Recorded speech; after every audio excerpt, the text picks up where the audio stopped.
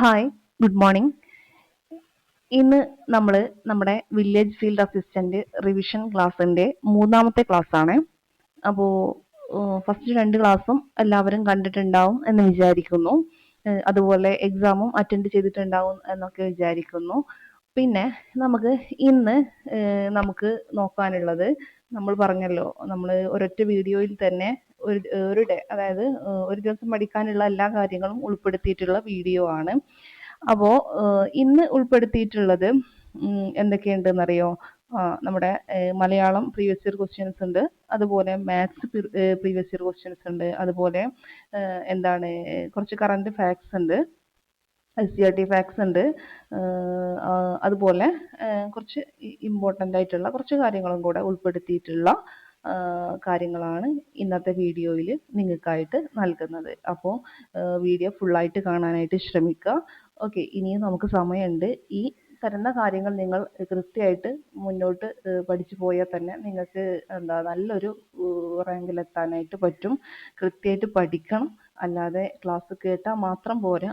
അറിയാത്ത കാര്യങ്ങളുണ്ടെങ്കിൽ അത് നോട്ട് ചെയ്ത് വെച്ചേക്കുക. അത് വീണ്ടും വീണ്ടും എന്ത് ചെയ്യുക, നോക്കിയിട്ട് പഠിക്കാനായിട്ട് ശ്രമിക്കാം. അതായത് റിവിഷൻ, ഇപ്പം ഞാൻ തരുന്നത് റിവിഷൻ ആണെങ്കിലും അതും എന്ത് ചെയ്യണം, നിങ്ങൾ റിവൈസ് ചെയ്ത് ഒരു കാര്യം തന്നെ ഒരുപാട് തവണ റിവൈസ് ചെയ്ത് പോവുക വേണ്ടി വരും. ഓക്കെ, അപ്പോൾ ആ ഒരു രീതിയിൽ ക്ലാസ് എന്ത് ചെയ്യുക, നിങ്ങൾ കേൾക്കുക, പഠിക്കുക കേട്ടോ.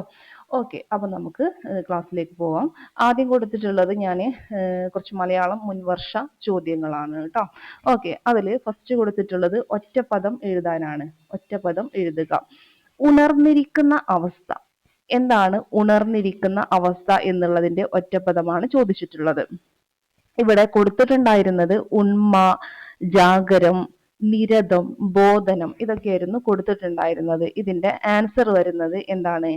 ജാഗരമാണ് കേട്ടോ. ജാഗരമാണ് ഉണർന്നിരിക്കുന്ന അവസ്ഥ. ഉണർന്നിരിക്കുന്ന അവസ്ഥയെ എന്ത് പറയാം? നമുക്ക് ജാഗരം എന്ന് പറയാം. ഇനി അടുത്തത് തിരുവടി. എന്താണ്? തിരുവടി. തിരുവടി എന്ന പദം പിരിച്ചെഴുതിയാൽ, തിരുവടി എന്ന പദം പിരിച്ചെഴുതിയാൽ എങ്ങനെ എഴുതാം എന്നുള്ളതാണ് ക്വസ്റ്റ്യൻ. അപ്പോൾ ഇവിടെ തന്നിട്ടുണ്ടായിരുന്നത് തിരു പ്ലസ് അടി തന്നിട്ടുണ്ട്, തിരു പ്ലസ് വടി തന്നിട്ടുണ്ട്, തിർ പ്ലസ് ഉവടി, തിരുവ പ്ലസ് അടി എന്നൊക്കെ തന്നിട്ടുണ്ട്. ഇപ്പോൾ ഏകദേശം പ്രീവിയസ് ഇയർ ക്വസ്റ്റ്യൻസ് വർക്കൗട്ട് ചെയ്ത് ഒന്നവർക്ക് ഏകദേശമൊക്കെ ഇപ്പം ഇങ്ങനെ പിരിച്ചെഴുതാനുള്ള കാര്യമൊക്കെ പെട്ടെന്ന് എഴുതാൻ പറ്റുന്നുണ്ടാവും. അല്ലാതെ പുതിയതായിട്ട് എന്താ പറയുക, PSC പഠിക്കുന്ന ഒരു ഉദ്യോഗാർത്ഥിയാണ് എന്നുണ്ടെങ്കിൽ ഇവിടെ കൺഫ്യൂഷൻ വരാനുള്ള സാധ്യതയുണ്ട്. ഓക്കെ, അപ്പൊ ഇവിടെ തിരുവടി എന്നുള്ളത് തിരു പ്ലസ് അടിയാണ് അല്ലെ, തിരു പ്ലസ് അടിയാണ്. ഓക്കെ, അങ്ങനെയാണ് തിരുവടി എന്ന് എഴുതുക. അല്ലാതെ തിരു പ്ലസ് വടി എന്നുള്ളത് എന്താണ്? തെറ്റാണ്. ഓക്കെ, തിരു പ്ലസ് അടിയാണ് എന്തെന്ന് പറയുന്നത്? തിരുവടി എന്ന് പറയുന്നത്. ഓക്കെ ആണല്ലോ. ഇനി അടുത്ത ക്വസ്റ്റ്യൻ നോക്കാം. കുതികാൽ വെട്ടുക. എന്താ തന്നിട്ടുള്ളത്? കുതികാൽ വെട്ടുക. കുതികാൽ വെട്ടുക എന്ന പ്രയോഗം കൊണ്ട് ഉദ്ദേശിക്കുന്നത് എന്താണ് എന്നുള്ളതാണ്. കുതികാൽ വെട്ടുക എന്ന് വെച്ചാൽ ഒന്നെങ്കിൽ വഞ്ചിക്കുക, എന്താ പറയാ, വഞ്ചിക്കുക എന്നും വരും. അതുപോലെ ഉയർച്ച തടയുക. വഞ്ചിക്കുക, ഉയർച്ച തടയുക എന്നൊക്കെ പറഞ്ഞാൽ എന്താണ്? കുതികാൽ വെട്ടുക. ഓക്കെ, അപ്പൊ കുതികാൽ വെട്ടുക, വഞ്ചിക്കുക, അല്ലെങ്കിൽ എന്താണ്? ഉയർച്ച തടയുക. ഇതാണ് കുതികാൽ വെട്ടുക എന്ന പ്രയോഗം കൊണ്ട് ഉദ്ദേശിക്കുന്നത്. നെക്സ്റ്റ് ക്വസ്റ്റ്യൻ എന്ന് പറയുന്നത് പൂജക ബഹുവചനത്തിന് ഉദാഹരണമായ പദം താഴെ പറയുന്നതിൽ ഏതാണ് എന്നുള്ളതാണ്. ഏതാണ്? ഇവിടെ ഓപ്ഷൻ കൊടുത്തിട്ടുണ്ടായിരുന്നത് ഏതൊക്കെയെന്നറിയോ? പുഷ്പങ്ങൾ, വൈദ്യർ, അധ്യാപകർ, ദേവതകൾ. ഓക്കെ, ഇവിടെ പൂജക ബഹുവചനം നമുക്കറിയാം അല്ലെ. പൂജക ബഹുവചനത്തിന് ഇത് ഇപ്പൊ നിങ്ങൾ ഈ രണ്ട് ക്ലാസ് കേട്ടപ്പോഴും എന്ത് കേട്ടിട്ടുണ്ടാവും? ഈ ഒരു ക്വസ്റ്റ്യൻ നിങ്ങൾ കണ്ടിട്ടുണ്ടാവും. അപ്പൊ അത്രയും ഇമ്പോർട്ടന്റ് ആണ്, ചോദിച്ചത് തന്നെ വീണ്ടും വീണ്ടും ചോദിക്കുന്നുണ്ട്. ഓക്കെ, അപ്പോൾ വൈദ്യർ എന്നുള്ളതാണ് ഇവിടെ ആൻസർ ആയിട്ട് വരുന്നത്. ഓക്കെ, ഇനി നെക്സ്റ്റ് ക്വസ്റ്റ്യൻ എന്ന് പറയുന്നത് എന്താണ്? താഴെ കൊടുത്തവയിൽ തെറ്റായ പദം ഏത്? തെറ്റായ പദമാണ് ചോദിച്ചിട്ടുള്ളത്. ഇവിടെ ആദരാഞ്ജലി എന്നുള്ളത് ജ, എന്താണ്? ജ, അതുപോലെ എന്താണ്? ജായും ഞായും അങ്ങനെ ആദരാഞ്ജലി കൊടുത്തിട്ടുണ്ടായിരുന്നത്. അതെന്താണ്? തെറ്റാണ്. പകരം ആദരാഞ്ജലി എന്ന് പറയുമ്പോൾ ഞായും ജായും കൂടെ കൂടിയിട്ടുള്ളതാണ്. അതാണ് ശരിയായിട്ടുള്ളത്, ആദരാഞ്ജലി കേട്ടോ.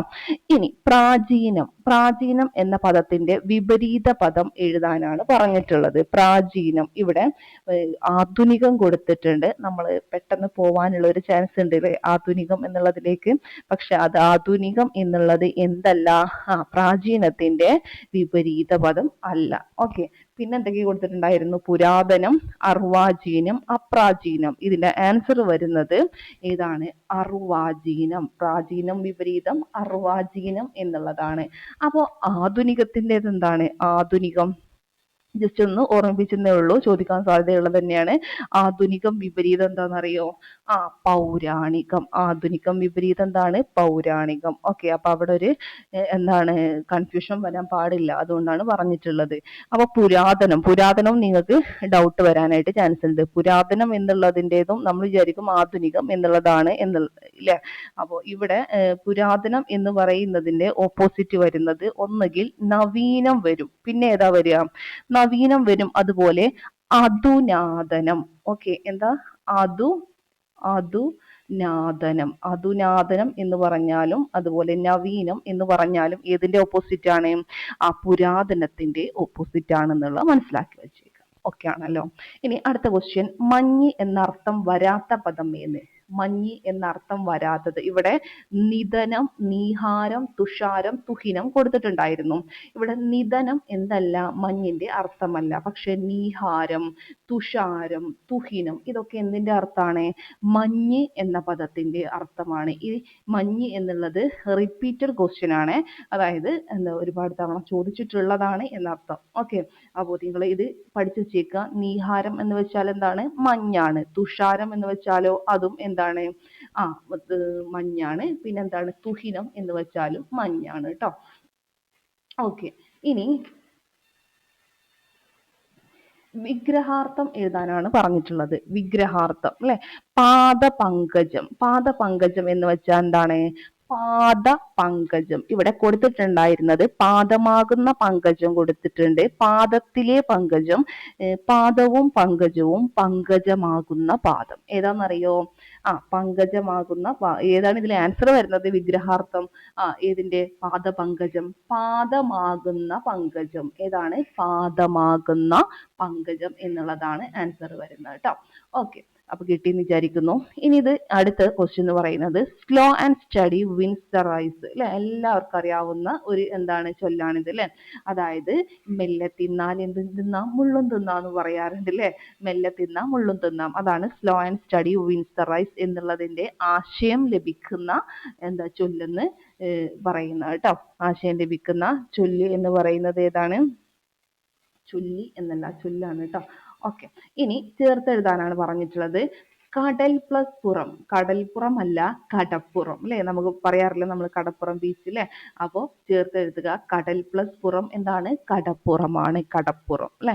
ഇനി അടുത്ത ക്വസ്റ്റ്യൻ എന്ന് പറയുന്നത് വിഹകം എന്ന വാക്കിന്റെ അർത്ഥം എന്താണ് എന്നുള്ളതാണ്. വിഹകം. വിഹകം എന്ന വാക്കിന്റെ അർത്ഥം എന്താണ്? ഇവിടെ ഓപ്ഷൻ കൊടുത്തിട്ടുണ്ടായിരുന്നത് ആകാശം, ഭൂമി, പക്ഷി, തടാകം ഇതൊക്കെ കൊടുത്തിട്ടുണ്ടായിരുന്നു. ഏതാണ് വിഹകത്തിന്റെ മീനിങ് എന്ന് പറയുന്നത്? അത് പക്ഷിയാണ് അല്ലെ? വിഹകം എന്ന് വെച്ചാൽ എന്താണ്? പക്ഷി. ഓക്കെ, പഠിച്ചു വെച്ചേക്കാം, ഇമ്പോർട്ടന്റ് ആണ്, ഒരുപാട് തവണ ചോദിച്ചിട്ടുള്ളതാണ്. ഇനി പ്രത്യേകം എന്ന പദം പിരിച്ചെഴുതുന്ന രൂപം. പ്രത്യേകം അല്ലെ? പ്രത്യേകം എന്ന പദം എങ്ങനെ പിരിച്ചെഴുതാം? ഇവിടെ എന്താണ്? പ്രത്യ പ്ലസ് ഏകം കൊടുത്തിട്ടുണ്ട്, പ്രതി പ്ലസ് ഏകം കൊടുത്തിട്ടുണ്ട്, പ്രത്യ പ്ലസ് അകം കൊടുത്തിട്ടുണ്ട്, പ്രതി പ്ലസ് ഏകം കൊടുത്തിട്ടുണ്ട്. അപ്പൊ നമ്മള് മാറിപ്പോകരുത്. ഏതാണ്? പ്രതി പ്ലസ് ഏകമാണ് കേട്ടോ. പ്രതി പ്ലസ് ഏകമാണ് എന്തെന്ന് പറയുന്നത്? പ്രത്യേകം. പ്രതി പ്ലസ് ഏകം പ്രത്യേകം. ഓക്കെ ആണല്ലോ. ഇനി അടുത്ത ക്വസ്റ്റ്യൻ നോക്കാം നമുക്ക്.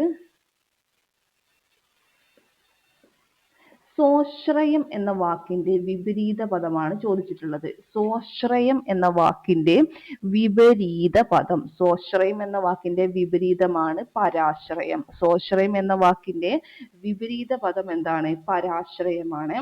ഇനി നമുക്ക് എന്താണ് ഇവിടെ പരാശ്രയം എന്ന് പറഞ്ഞല്ലോ. ഇതില് ഒരു കാര്യം ഞാന്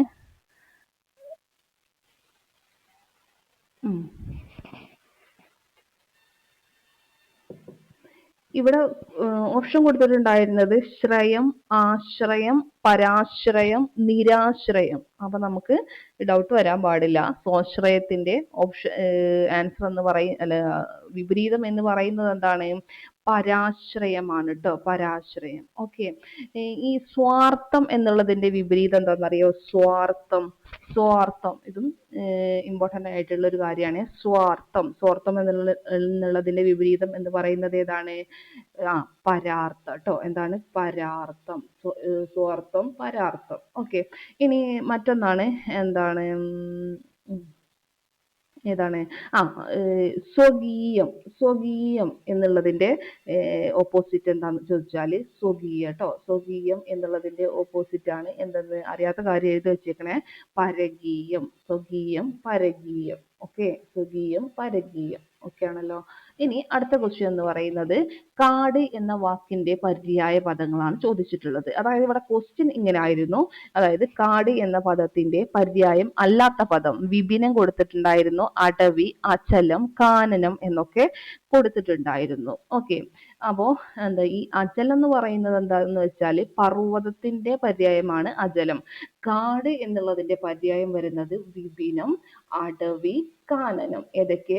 വിഭിന്നം, അടവി, കാനനം എന്നുള്ളതൊക്കെ ഏതിന്റെ പര്യായ പദമാണ്? കാടിന്റെ പര്യായ പദമാണ്. മനസ്സിലായോ? ഇനി അവതാരകൻ എന്നതിന്റെ സ്ത്രീലിംഗ രൂപം എന്ത്? ഇത് പെട്ടെന്ന് കിട്ടുന്നുണ്ടാവും അല്ലെ? അവതാരക എന്നുള്ളതാണ് സ്ത്രീലിംഗ രൂപം. പക്ഷെ അവതാരകി എന്നും കൂടെ വരികയാണെങ്കിൽ ചിലപ്പോ എന്താണ് നമുക്ക് അങ്ങോട്ടും ഇങ്ങോട്ടൊക്കെ മാറി പോകാൻ സാധ്യതയുണ്ട്. അതുപോലെ അവതാരിക എന്ന് പറഞ്ഞാലും മാറിപ്പോവാൻ സാധ്യതയുണ്ട്. ഓക്കെ. അവതാരിക എന്ന് കാണുമ്പോഴായിരിക്കും കുറച്ചും കൂടെ നമുക്ക് ഡൗട്ട് വരും അല്ലെ? പക്ഷെ അവതാരക എന്നുള്ളതാണ് എന്ത്? അവതാരകന്റെ സ്ത്രീലിംഗ രൂപം. അവതാരികയല്ല, അവതാരക. മനസ്സിലായോ? ഇനി അടുത്ത ക്വസ്റ്റ്യൻ നോക്കാം. അമെൻമെന്റ് എന്ന ഇംഗ്ലീഷ് പദത്തിന് തുല്യമായ മലയാള പദം ഏത്? അമെൻമെന്റ് അല്ലെ? നമുക്കറിയാം അല്ലെ? കോൺസ്റ്റിറ്റ്യൂഷനിലൊക്കെ നമ്മൾ പഠിച്ചിട്ടുള്ളതാണ്. ഏതാണ്? ഭേദഗതി അറിയാവുന്നുണ്ടാവും. നെക്സ്റ്റ് ക്വസ്റ്റ്യൻ എന്ന് പറയുന്നത് ഭഗീരഥ പ്രയത്നം. എന്താണ് ഭഗീരഥ പ്രയത്നം എന്ന് വെച്ചാല് എന്ന ശൈലിയുടെ അർത്ഥമാണ് ചോദിച്ചിട്ടുള്ളത്. ഭഗീരഥ പ്രയത്നം എന്ന് പറയുമ്പോൾ എന്താണ്? അതികഠിനമായ പ്രവൃത്തി. അതികഠിനമായിട്ടുള്ള പ്രവൃത്തിയെയാണ് എന്തെന്ന് പറയുന്നത്? ഭഗീരഥ പ്രയത്നം എന്ന് പറയുന്നത്. അതികഠിനമായ പ്രവൃത്തിയാണ് എന്തെന്ന് പറയുന്നത്? ഭഗീരഥ പ്രയത്നം എന്ന് പറയുന്നത്. ഓക്കെ. ഇനി അടുത്തത് ശരിയായ രൂപം എഴുതാനാണ്. ജഡം എന്നുള്ളതിന്റെ ശരിയായ രൂപം ഓപ്ഷനിൽ തന്നിട്ടുണ്ടായിരുന്നത് ഈ ഡ തന്നിട്ടുണ്ട്. പിന്നെ ഏതാണ്? ഈ ഡായും തന്നിട്ടുണ്ടായിരുന്നു. പിന്നെ ഇങ്ങനെ ഈ ഡാ ഉണ്ടല്ലോ, ഇതും എന്തുണ്ടായിരുന്നു? ഇതും തന്നിട്ടുണ്ടായിരുന്നു. ഏത്? ഈട ഇതില് ഇതൊന്നും അല്ല ആൻസർ വരുന്നത്. ഈ ഡായാണ് കേട്ടോ. ജഡം, സാമർച്ചിട്ടുള്ള ഡ, ജഡം എന്നുള്ളതിന്റെ ശരിയായിട്ടുള്ള രൂപം. ഓക്കെ. നെക്സ്റ്റ് ക്വസ്റ്റ്യൻ എന്ന് പറയുന്നത് മനസ്സ് എന്നതിന്റെ പര്യായം. ഇവിടെ വപുസ് കൊടുത്തിട്ടുണ്ട്, ഉത്തമാംഗം കൊടുത്തിട്ടുണ്ട്, മൗലി കൊടുത്തിട്ടുണ്ട്, മതി കൊടുത്തിട്ടുണ്ട്. അറിയാവോ? ഏതാണ്? മതി എന്നുള്ളതാണ് മനസ്സ് എന്നതിന്റെ പര്യായ പദം വരുന്നത്. മതി ട്ടോ. ഓക്കെ. അങ്ങനെയെങ്കിൽ നെക്സ്റ്റ് ലാസ്റ്റ് ക്വസ്റ്റ്യൻ മലയാളത്തിലെ നാഴികയുടെ 60 പങ്ക്. നാഴികയുടെ 60 പങ്ക് എന്നുള്ളതിന് എന്താണ് പറയുക എന്നുള്ളതാണ് ക്വസ്റ്റ്യൻ. ഇവിടെ ഇതിൽ മിസ്റ്റേക്ക് ഉണ്ട്. ഇതെന്താണ്? വിനാഴിക എന്നുള്ളതാണ് ട്ടോ. എന്താണ്? വിനാഴിക എന്നുള്ളതാണ് എന്ത്? നാഴികയുടെ 60 പങ്ക് എന്നുള്ളതിന് പറയാം. ഓക്കെ. വിനാഴിക. അപ്പൊ നാഴിക എന്ന് പറഞ്ഞാല് എന്താണ്? നാഴിക എന്ന് പറഞ്ഞാല് 1 മണിക്കൂർ. നാഴിക എന്ന് വെച്ചാല് എന്താണ്? 1 hour അല്ലെ? 1 hour അല്ലെങ്കിൽ എന്ത് പറയും? നമ്മള് 60 60 മിനിറ്റ് അല്ലെങ്കിൽ എന്ത് ചെയ്യും? ഒരു മണിക്കൂർ 60 മിനിറ്റ്, അല്ലെങ്കിൽ എന്ത് പറയും, നമ്മൾ പറഞ്ഞു നാഴികയുടെ 60 പങ്ക് എന്ന് പറഞ്ഞാല് എന്താണ്, 60 വിനാഴിക ചേർന്നതാണ് എന്തെന്ന് പറയുന്നത്, 60 വിനാഴിക ചേർന്നതാണ് നാഴിക എന്ന് പറയുന്നത്. 60 വിനാഴികയാണ് നാഴിക എന്ന് പറയുന്നത്. മനസ്സിലായോ? അപ്പോൾ വിനാഴിക എന്ന് വെച്ചാൽ നാഴികയുടെ 60 നാഴികയുടെ 60 എന്ന് പറയുമ്പോൾ എത്രയാണ് ആ നാഴിക? അപ്പം 1 എത്രയാണ് 60 അല്ലേ? അതായത് ഇതെന്താണ്, 1 മിനിറ്റ്. മനസ്സിലായോ? അപ്പൊ എന്താണിത്? 1 മിനിറ്റ് എന്നുള്ളത് മനസ്സിലാക്കി വെച്ചേക്കാം കേട്ടോ. ഓക്കെ, ഇനി അടുത്തത്, അപ്പൊ വിനാഴിക എന്ന് പറഞ്ഞാൽ എന്താ മനസ്സിലായോ? 1 മിനിറ്റ്. 60 നാഴിക എന്ന് പറഞ്ഞാൽ നമുക്ക് മനസ്സിലായിട്ടുണ്ടാവുമെന്ന് വിചാരിക്കുന്നു. 1 മണിക്കൂർ. അപ്പോൾ 1 മണിക്കൂറിന്റെ, അതായത് 60 മിനിറ്റിന്റെ എന്താണ് 60 നാഴികയുടെ 60 എന്ന് പറയുമ്പോൾ എത്രയായിരിക്കും? 1 മിനിറ്റ് അല്ലേ? 1 മിനിറ്റ് എന്നുള്ളത് മനസ്സിലാക്കി വെച്ചേക്കാം കേട്ടോ. ഓക്കെ, അപ്പോൾ ജസ്റ്റ് ഒന്ന് പറഞ്ഞതേ ഉള്ളൂ കേട്ടോ. ഇനി എന്താണ്, നമുക്ക് മാത്സ് ക്വസ്റ്റ്യൻ ആണ് തന്നിട്ടുള്ളത്. അപ്പോൾ അത് നമുക്ക് ഓരോന്നോരോന്നായിട്ട് ചെയ്ത് നോക്കാം. വളരെ ഈസിയാണ്. കൃത്യമായിട്ട് പഠിച്ചു പോയാൽ അറിയാവുന്നവർ എന്ത് ചെയ്യാം, അറിയാവുന്നവർ നല്ല എന്താ പറയുക, നമ്മൾ തന്ന കാര്യം നിങ്ങൾ എന്ത് ചെയ്യാം, കൃത്യമായിട്ട് പഠിച്ചു പോയാൽ ഈ ക്വസ്റ്റ്യൻ ഒക്കെ തന്നെ അങ്ങോട്ടും ഇങ്ങോട്ടും എന്താ ഓപ്ഷനിലും ഇതിലൊക്കെ ക്വസ്റ്റ്യനിൽ എന്താ എന്തെങ്കിലും ചെറിയ ചെറിയ മാറ്റങ്ങളൊക്കെ വരുത്തിയിട്ട് തന്നെയാണ് എക്സാമിന് ചോദിക്കുന്നത്. ഓക്കെ, അപ്പോൾ പ്രീവിയസ് ഇയർ ക്വസ്റ്റ്യൻ പഠിക്കുന്നത് തന്നെയാണ് ഏറ്റവും നല്ലൊരു ചോയ്സ് എന്ന് പറയുന്നത് കേട്ടോ. അപ്പോൾ നോക്കാം നമുക്ക്. ഫസ്റ്റ് ക്വസ്റ്റ്യൻ എന്ന് പറയുന്നത്, ഒരു ത്രികോണത്തിലെ കോണുകൾ 5:3:4 എന്ന അംശബന്ധത്തിലായാൽ ത്രികോണത്തിലെ ചെറിയ കോൺ എത്ര എന്നുള്ളതാണ് ക്വസ്റ്റ്യൻ തന്നിട്ടുള്ളത്. അപ്പോൾ ഫസ്റ്റ് ക്വസ്റ്റ്യൻ എന്ന് പറയുന്നത്, ഒരു ത്രികോണത്തിലെ കോണുകൾ 5:3:4 എന്ന അംശബന്ധത്തിൽ ആയാൽ ത്രികോണത്തിലെ ചെറിയ കോൺ എത്ര എന്നുള്ളതാണ് ക്വസ്റ്റ്യൻ. ഒരു ത്രികോണത്തിലെ കോണുകൾ എത്രയാണ്? 5:3 പിന്നെന്താണ് 4 അല്ലേ? ഈ ഒരു അംശബന്ധത്തിലാണ് തന്നിട്ടുള്ളത്. അപ്പോൾ നമ്മോട് പറഞ്ഞിട്ടുള്ളത് ഇങ്ങനെ ഈ ഒരു അംശബന്ധത്തിൽ നമുക്ക് കോണുകൾ തന്നാൽ അതിന്റെ ചെറിയ കോൺ കാണാൻ നമ്മൾ എന്താ ചെയ്യേണ്ടതെന്ന് വെച്ചാൽ, ഒരു ത്രികോണം എടുത്താൽ അതിന്റെ ആന്തര കോണുകളുടെ ടോട്ടൽ തുക എന്ന് പറയുന്നത് എത്രയാണ്? 180 ഡിഗ്രിയാണ് അല്ലേ? അപ്പോൾ ഇവിടെ 5:3:4 എന്ന അംശബന്ധത്തിലാവുമ്പോൾ ഇവിടെ ചെറുത് ഏതാണ്? ചെറുത് 3 ആണ് അല്ലേ? 3 ഡിവൈഡഡ് ബൈ ഇത് 3 കൂട്ടുക. 5 + 3 8, 8 + 4 എത്രയാണ്? 12. 3 ഡിവൈഡഡ് ബൈ 12 ഇൻറ്റു എത്രയാണ്? 180 ചെയ്താൽ നമുക്ക് എന്ത് കിട്ടും? ചെറിയ കോണിന്റെ തുക കിട്ടും. അതായത് ഇങ്ങനെ ചെയ്താൽ നമുക്ക് കിട്ടുന്നത് എത്ര വെച്ചാൽ എത്രയാണ്? 180 ഡിവൈഡഡ് ബൈ 4 എന്ന് പറയുന്നത് 45 ഡിഗ്രി കേട്ടോ. അപ്പോൾ ഇതാണ് അതിന്റെ ആൻസർ എന്ന് പറയുന്നത്. അപ്പോൾ ഒരു ത്രികോണത്തിലെ കോണുകൾ 5:3:4 എന്ന അംശബന്ധത്തിലായാൽ, അംശബന്ധം തന്നാൽ അതിൽ ചെറിയ കോൺ കാണാൻ പറഞ്ഞാൽ നമ്മൾ ചെറുതെടുക്കുക. 3 ഡിവൈഡഡ് ബൈ ടോട്ടൽ, അതായത് 5 + 3 + 4 12 ഇൻറ്റു 180 ഈസ് ഈക്വൽ ടു എത്രയാണ്? 45 ഡിഗ്രി എന്ന് കിട്ടും. ഇനിയിപ്പോൾ നമ്മോട് വലിയ കോണ കാണാൻ പറഞ്ഞതെന്ന് വെച്ചാൽ 5 ഡിവൈഡഡ് ബൈ 12 ഇൻറ്റു 180 ചെയ്താൽ നമുക്ക് വലിയ കോണം കിട്ടും. അത്രേ സാധാരണ ചോദിക്കാറുള്ളത് കേട്ടോ. ഓക്കെ, അപ്പോൾ മനസ്സിലായിട്ടുണ്ടാവുമെന്ന് വിചാരിക്കുന്നു. അപ്പോൾ നമുക്ക് നെക്സ്റ്റ് ക്വസ്റ്റ്യനിലേക്ക് പോവാം. അടുത്ത ക്വസ്റ്റ്യൻ എന്ന് പറയുന്നത് എന്താണ്? z is equal to x plus y. എന്താണ് z എന്ന് പറഞ്ഞാൽ എന്താണ്? x plus y ആണെന്ന് തന്നിട്ടുണ്ട്. x is equal to -10. ഇവിടെ x ന്റെ വാല്യൂ എന്ന് പറഞ്ഞാൽ -10 ആണ്. Then y is equal to 3, അതായത് y ക്ക് 3 കൊടുക്കണം, +3 കൊടുക്കുക. അപ്പോൾ എത്ര കിട്ടുക? ഇവിടെ നമുക്കറിയാം വ്യത്യസ്ത ചിഹ്നങ്ങളാണ്. 10-ന് മൈനസും 3-ന് +2 ആണ് ചിഹ്നം വന്നിട്ടുള്ളത് അല്ലേ? അപ്പോൾ വ്യത്യസ്ത ചിഹ്നങ്ങളാകുമ്പോൾ വലുതിൽ നിന്ന് ചെറുത് കുറച്ചിട്ട് വലുതിന്റെ ചിഹ്നം ഇടുക. അപ്പോൾ 10-ന്ന് 3 കുറക്കുക, എത്ര? 7 കിട്ടും അല്ലേ? 7 കിട്ടും. 7 കിട്ടിയാൽ എന്താ വലുതിന്റെ ചിഹ്നം എത്രയാണ്? മൈനസ് ആണ്. അപ്പോൾ -7 എന്നുള്ളതാണ് ആൻസർ ആയിട്ട് വരുന്നത് കേട്ടോ. അപ്പോൾ ഇതാണ് അതിന്റെ ആൻസർ. ഇതിന്റെ ആൻസർ 45. ഇനി കൂട്ടത്തിൽ പെടാത്തതാണ് ചോദിച്ചിട്ടുള്ളത്.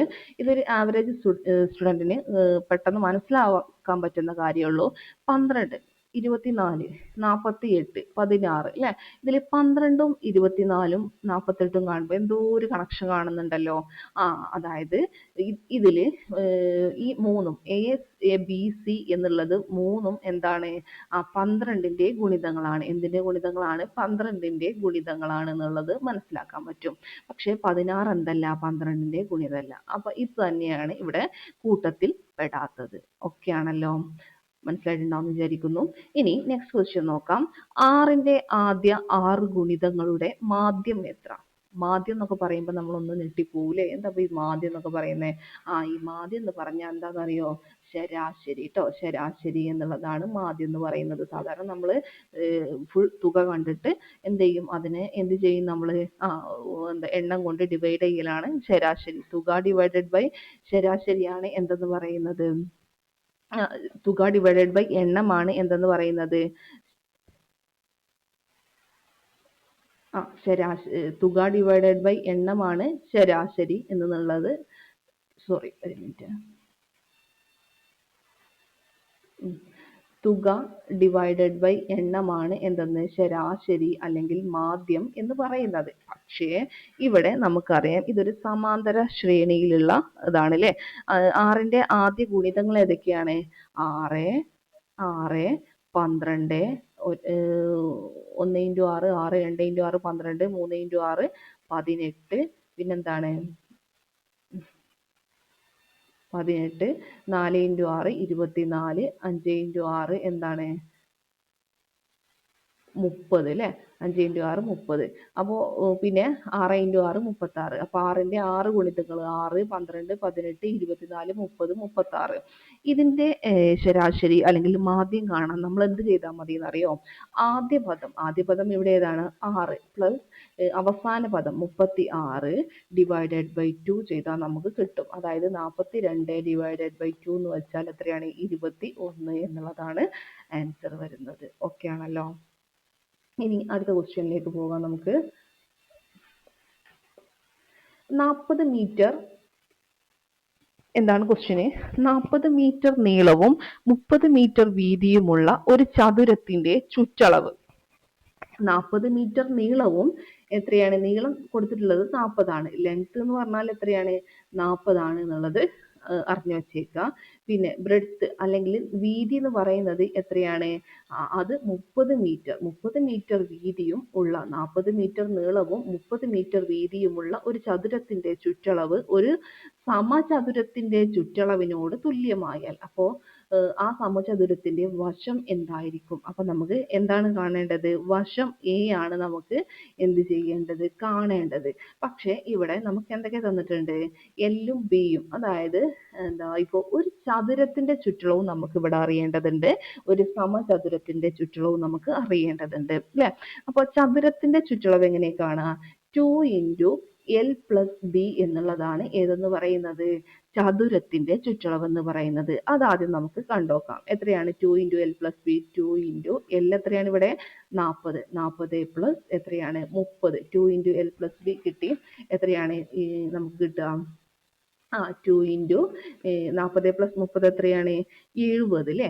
70. ഇതൊക്കെ മീറ്ററിലാണെന്നുള്ള മനസ്സിലാക്കുക കേട്ടോ. അപ്പൊ എത്രയാണ്? 140 മീറ്റർ എന്ന് നമുക്ക് കിട്ടും. ഓക്കെ. പിന്നെ കാണേണ്ടത് ഇനി ചതുരത്തിന്റെ ചുറ്റളവ് ഇവിടെ സമചതുരത്തിന്റെ ചുറ്റളവിന് ഈക്വൽ ആണെന്ന് പറഞ്ഞിട്ടുണ്ട്. അപ്പൊ സമചതുരത്തിന്റെ ചുറ്റളവിന്റെ സമവാക്യം നമുക്ക് അറിയണ്ടേ? എത്രയാണ് സമചതുരത്തിന്റെ ചുറ്റളവ് എന്ന് പറയുന്നത്? എന്താണ്? 4a ആണ് ട്ടോ. എന്താണ്? 4a എന്നുള്ളതാണ് സമചതുരത്തിന്റെ ചുറ്റളവ് വരുന്നത്. അപ്പൊ നമുക്ക് എന്താണ് ഇവിടെ കാണേണ്ടത്? ഇവിടെ നമുക്ക് a അറിയില്ല അല്ലെ? അപ്പോ ചതുരത്തിന്റെ ചുറ്റളവ് സമചതുരത്തിന്റെ ചുറ്റളവിന് ഈക്വൽ ആണെന്ന് പറയുമ്പോൾ അവിടെ എന്താണ്? 4a എന്ന് പറയുന്നത് എന്തിന് ഈക്വൽ ആയിരിക്കും? നമ്മൾ ഇവിടെ തന്നിട്ടുള്ള ചതുരത്തിന്റെ ചുറ്റളവ് എത്ര നമുക്ക് കിട്ടിയിട്ടുള്ളത്? 140 മീറ്ററിന് തുല്യമായിരിക്കും അല്ലെ? അപ്പൊ നമുക്ക് അവിടെ a കാണാൻ പറ്റും. എങ്ങനെ? a = 140 അല്ലേ, 140 ഡിവൈഡഡ് ബൈ എന്താണ് ഇത്, സമത്തിന് ഇപ്പുറം പോകുമ്പോൾ എന്താവും, ഡിവൈഡഡ് ബൈ ആവും അല്ലേ, ഹരിക്കണം എന്നാവും. ഗുണിക്കുന്നത് ഇവിടെ ഈ സമത്തിന്റെ അപ്പുറത്ത് പോകുമ്പോൾ ഹരിക്കണം എന്നാവും. അപ്പൊ 4 അല്ലേ. അപ്പൊ എത്ര കിട്ടാൻ നമുക്ക് ആൻസർ കിട്ടുക, അതിന് 140 ഡിവൈഡഡ് ബൈ 4 ഈക്വൽ ടു 35 എന്ന് ആൻസർ കിട്ടും. എത്ര കിട്ടുക, 35. അപ്പൊ 35 എന്താണ്, 35 സെന്റിമീറ്റർ അല്ലെ, 35 എന്താണ്, ഒരു എന്താ ഇവിടെ പറഞ്ഞിട്ടുള്ളത് നമ്മോട്, ഒരു അപ്പൊ നമുക്ക് ഇവിടെ തന്നിട്ടുള്ളത് എന്താണ്, മീറ്ററിലാണ് തന്നിട്ടുള്ളത് കേട്ടോ. അപ്പോൾ എന്താണ് 35 മീറ്റർ കേട്ടോ, 35 മീറ്റർ എന്നുള്ളതായിരിക്കും ഇതിന്റെ ആൻസർ വരുന്നത്. ഓക്കെ ആണല്ലോ, മനസ്സിലായിട്ടുണ്ടാവും വിചാരിക്കുന്നു. ഇപ്പോൾ ഇവിടെ നമുക്ക് മനസ്സിലാക്കേണ്ട കാര്യം, സമചതുരത്തിന്റെ ചുറ്റളവ് കാണാനുള്ള ഇക്വേഷൻ നമുക്കറിയണം 4a ആണ്. ചതുരത്തിന്റെ ചുറ്റളവ് കാണാനുള്ള ഇക്വേഷൻ 2 × l + b ആണ്. എല്ലും ബിയും തന്നിട്ടുണ്ട്, എ ആണ് കാണാൻ പറഞ്ഞിട്ടുള്ളത്, വശമാണ് കാണാൻ പറഞ്ഞിട്ടുള്ളത്. അപ്പോൾ നമുക്ക് 4a = 2 × l + b എന്നുള്ളത് ഇവിടെ ഓൾറെഡി തന്നിട്ടുണ്ട്. 2 × l + b നമുക്ക് ചെയ്യാൻ പറ്റും, കാരണം അത് എല്ലിന്റെ ബിന്റെയും ഇത് തന്നിട്ടുള്ളത് കൊണ്ട് നമുക്ക് 140 എന്നുള്ളത് കിട്ടും. അപ്പൊ ഈ 140 = 4a അല്ലെ, 4a = 140 എന്ന് പറയാം. അങ്ങനെയെങ്കിൽ a കാണാൻ നമുക്ക് 140 ഡിവൈഡഡ് ബൈ 4 ചെയ്ത് നോക്കിയാൽ എന്ത് ചെയ്യാം, അതിന്റെ ഒരു വശത്തിന്റെ നീളം 35 മീറ്റർ എന്നുള്ളത് കിട്ടും. മനസ്സിലായോ? ഓക്കെ, ഇനി അടുത്ത ക്വസ്റ്റ്യൻ നോക്കാം. അടുത്ത ക്വസ്റ്റ്യൻ എന്ന് പറയുന്നത്, ഒരു വരിയിൽ ശ്രദ്ധിച്ച് കേൾക്കുക, ഇത് PSCക്ക് ഇഷ്ടപ്പെട്ട ക്വസ്റ്റ്യൻസ് ആണ് ഈ തന്നിട്ടുള്ള ഒക്കെ കേട്ടോ. ഒരു വരിയിൽ അരുൺ മുന്നിൽ നിന്ന് 4-മതും പിന്നിൽ നിന്ന് 20-മതും ആയാൽ ആ വരിയിൽ ആകെ എത്ര പേരുണ്ട്? ചില ആളുകളൊക്കെ ഇത് കാണുമ്പോൾ തന്നെ ആകെ എന്താ പറയുക, ഒരുമാതിരി ആയിട്ട് ചിലപ്പോൾ ഈ ക്വസ്റ്റ്യൻ ഒക്കെ വിട്ടുപോവാറുണ്ട് അല്ലെ, ഇട്ടുപോവാറുണ്ട് എന്ന് പറയാം. ഓക്കെ, അപ്പൊ ഇത് ഒരു പണിയുമില്ല, ശ്രദ്ധിച്ച് ഞാൻ പറയുന്നത് ശ്രദ്ധിച്ച് കേൾക്കാം. ഒരു വരിയിൽ അരുൺ മുന്നിൽ നിന്ന് 4-മത്, അപ്പൊ ഇങ്ങനെ ഒരു വരി കേട്ടോ, ഇങ്ങനെ ഒരു വരിയാണെങ്കിൽ അരുൺ എന്താണ്, മുന്നിൽ നിന്ന് 4-മതാണ്. മുന്നിൽ നിന്ന്, അതായത് ഇവിടെ ഒരാളുണ്ട്, മുന്നിൽ നിന്ന് 4-മതെന്ന് പറയുമ്പം അരുൺ ഇവിടെയാണ് വിചാരിക്കുക, അരുണ് ഇവിടെയാണ് നിൽക്കുന്നത് കേട്ടോ. എത്രയാണ്, അപ്പൊ അരുൺ ഇവിടെയാണ്, അതായത് അരുൺ എഴുതാം നമുക്ക്.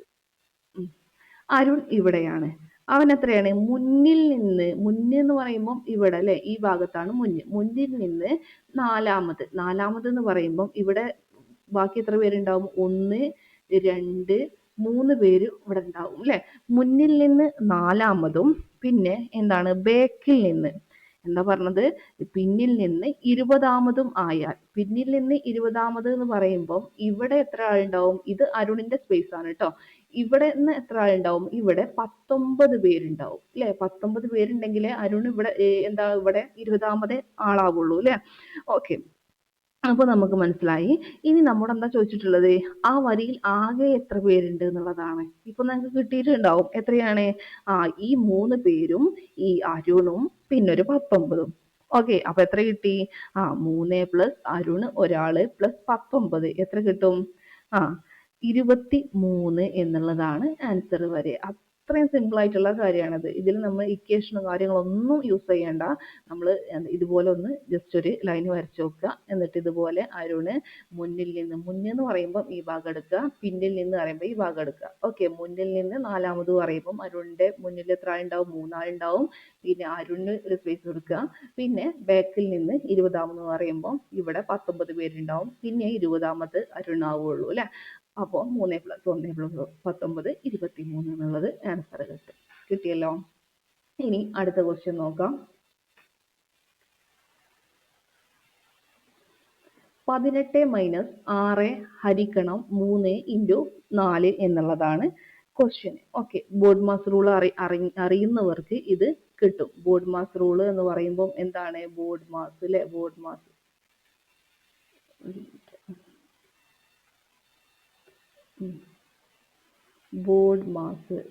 ഓക്കെ, ബോർഡ് മാസ് റൂൾ എന്ന് പറയുമ്പോൾ എന്താണെന്നൊന്നും ചിന്തിക്കണ്ട. ബോർഡ് മാസ്, ഇത് B for bracket, O for of കേട്ടോ, D for division, M for multiplication, then A for addition, subtraction കേട്ടോ. അതായത് ബ്രാക്കറ്റിലുള്ളത്, ഇപ്പോൾ നമുക്ക് തന്നിട്ടുള്ളതിൽ ഇപ്പോൾ ഇവിടെ തന്നിട്ടുള്ളത് 18 മൈനസ് 6 ഹരിക്കണം 3 ഇൻറ്റു 4 എന്നുള്ളതാണ് തന്നിട്ടുള്ളത്. തന്നിട്ടുള്ളതിൽ ബ്രാക്കറ്റിൽ എന്തെങ്കിലും ഉണ്ടെങ്കിൽ ആദ്യം ബ്രാക്കറ്റ് ചെയ്യാം. അതിനുശേഷം ഓഫ് എന്ന് പറയുമ്പോൾ ഇപ്പൊ 2 ബ്രാക്കറ്റ് ഇവിടെ ഒരു ഇത് എഴുതിയിട്ടുണ്ട്, ഇവിടെ എങ്ങനെയുണ്ട്, അപ്പം ഇത് തമ്മിൽ ചെയ്യുന്നതിനാണ് ഓഫ് എന്ന് പറയുന്നത്. അത് ചെയ്യുക. പിന്നെ ഡിവിഷൻ തന്നിട്ടുണ്ടെങ്കിൽ, ഡിവൈഡ് ചെയ്യാൻ തന്നിട്ടുണ്ടെങ്കിൽ അത് ആദ്യം ചെയ്യുക. പിന്നെ മൾട്ടിപ്ലിക്കേഷൻ ചെയ്യുക. അങ്ങനെ ഓർഡറിൽ വേണം ചെയ്തു പോകാൻ. ഇപ്പൊ നമുക്ക് 18 മൈനസ് 6 ഹരിക്കണം 3 ഇൻറ്റു 4 ചെയ്യുമ്പോൾ 18 6 കുറച്ച് 6 ഇത് ഹരിച്ചത് അങ്ങനെ ഒന്നും ഒരിക്കലും ചെയ്യാൻ പാടില്ല. അപ്പൊ നമ്മൾ ചെയ്യേണ്ടത് ഈ ഒരു റൂൾ വെച്ചിട്ടാണ്, ബോർഡ് മാസ് റൂള്. ഓക്കെ. അപ്പോൾ എന്താ അഡീഷൻ എന്ന് പറയുമ്പോൾ ആഡ് ചെയ്യല്ലേ, കൂട്ടുന്നതിന്. സബ്സ്ട്രാക്ഷൻ എന്ന് പറയുമ്പോൾ കുറക്കുന്നതിന്. അതാദ്യം മനസ്സിലാക്കി വെച്ചേക്കുക. എന്നിട്ട് നമ്മൾ ഇപ്പൊ ഇവിടെ നമുക്ക് തന്ന ക്വസ്റ്റ്യൻ എന്ന് പറയുന്നത് എന്താ, 18 ഹരിക്കണം 18 മൈനസ് 6 ഹരിക്കണം 3 ഇൻറ്റു 4 എന്നുള്ളതാണ് ഇവിടെ തന്നിട്ടുള്ളത്. ഓക്കെ. 18 മൈനസ് 6 ഹരിക്കണം 3 ഇൻറ്റു 4. ഇവിടെ നമ്മൾ ബോർഡ് മാസ് റൂൾ പ്രകാരം ആദ്യം എന്താ ചെയ്യേണ്ടത്, ആദ്യം നമ്മൾ ചെയ്യേണ്ടത് ഈ 18 നമ്മൾ എഴുതി. പിന്നെ നമ്മൾ 6 ഹരിക്കണം 3 ഡിവിഷൻ ആണ് നമുക്ക് ഇവിടെ അല്ലേ. ഇവിടെ നമുക്ക് ഇതൊന്നുമില്ല, ഈ സാധനം രണ്ടുമില്ല, ഇതാണ് നമുക്കുള്ളത്. ഡിവിഷൻ ആദ്യം ചെയ്യുക. 6 ഹരിക്കണം 3 എത്രയാണ്? 6 ഹരിക്കണം 3 2. ഈ മൈനസ് ഇവിടെ ഉള്ളതാണ് കേട്ടോ. ഓക്കെ. പിന്നെ 18 മൈനസ് 2 ഇൻറ്റു പിന്നെന്താണ് 4. പിന്നെ ബോർഡ് മാസ് റൂൾ പ്രകാരം ഡിവിഷൻ കഴിഞ്ഞാൽ പിന്നെന്താ ചെയ്യുക, നമ്മൾ 18 മൈനസ് എന്താണ് ഗുണനം ചെയ്യണം അല്ലെ. 8. 4 ഇൻറ്റു 2 എത്രയാണ്? 8. അപ്പൊ 18 മൈനസ് 8 എത്ര കിട്ടും? പിന്നെ നമുക്ക് ഈസിയാണ് അല്ലെ. എത്ര കിട്ടും? 10 എന്നുള്ളത് കിട്ടും. ഇത്രയും കാര്യം മനസ്സിലാക്കിയാൽ മതി. ഇനി ആർക്കും മനസ്സിലാവാത്തുണ്ടെങ്കിൽ ഒന്നും കൂടി റിപ്പീറ്റ് ചെയ്ത് കാണാം. ഇത് ഞാൻ വീണ്ടും വീണ്ടും പറയുമ്പോൾ ചിലപ്പോൾ കൺഫ്യൂഷൻ ഉണ്ടാവാനുള്ള സാധ്യത ഉണ്ടാവും. ഓക്കെ. അപ്പോൾ മനസ്സിലായിട്ടുണ്ടാവും വിചാരിക്കുന്നു. നെക്സ്റ്റ്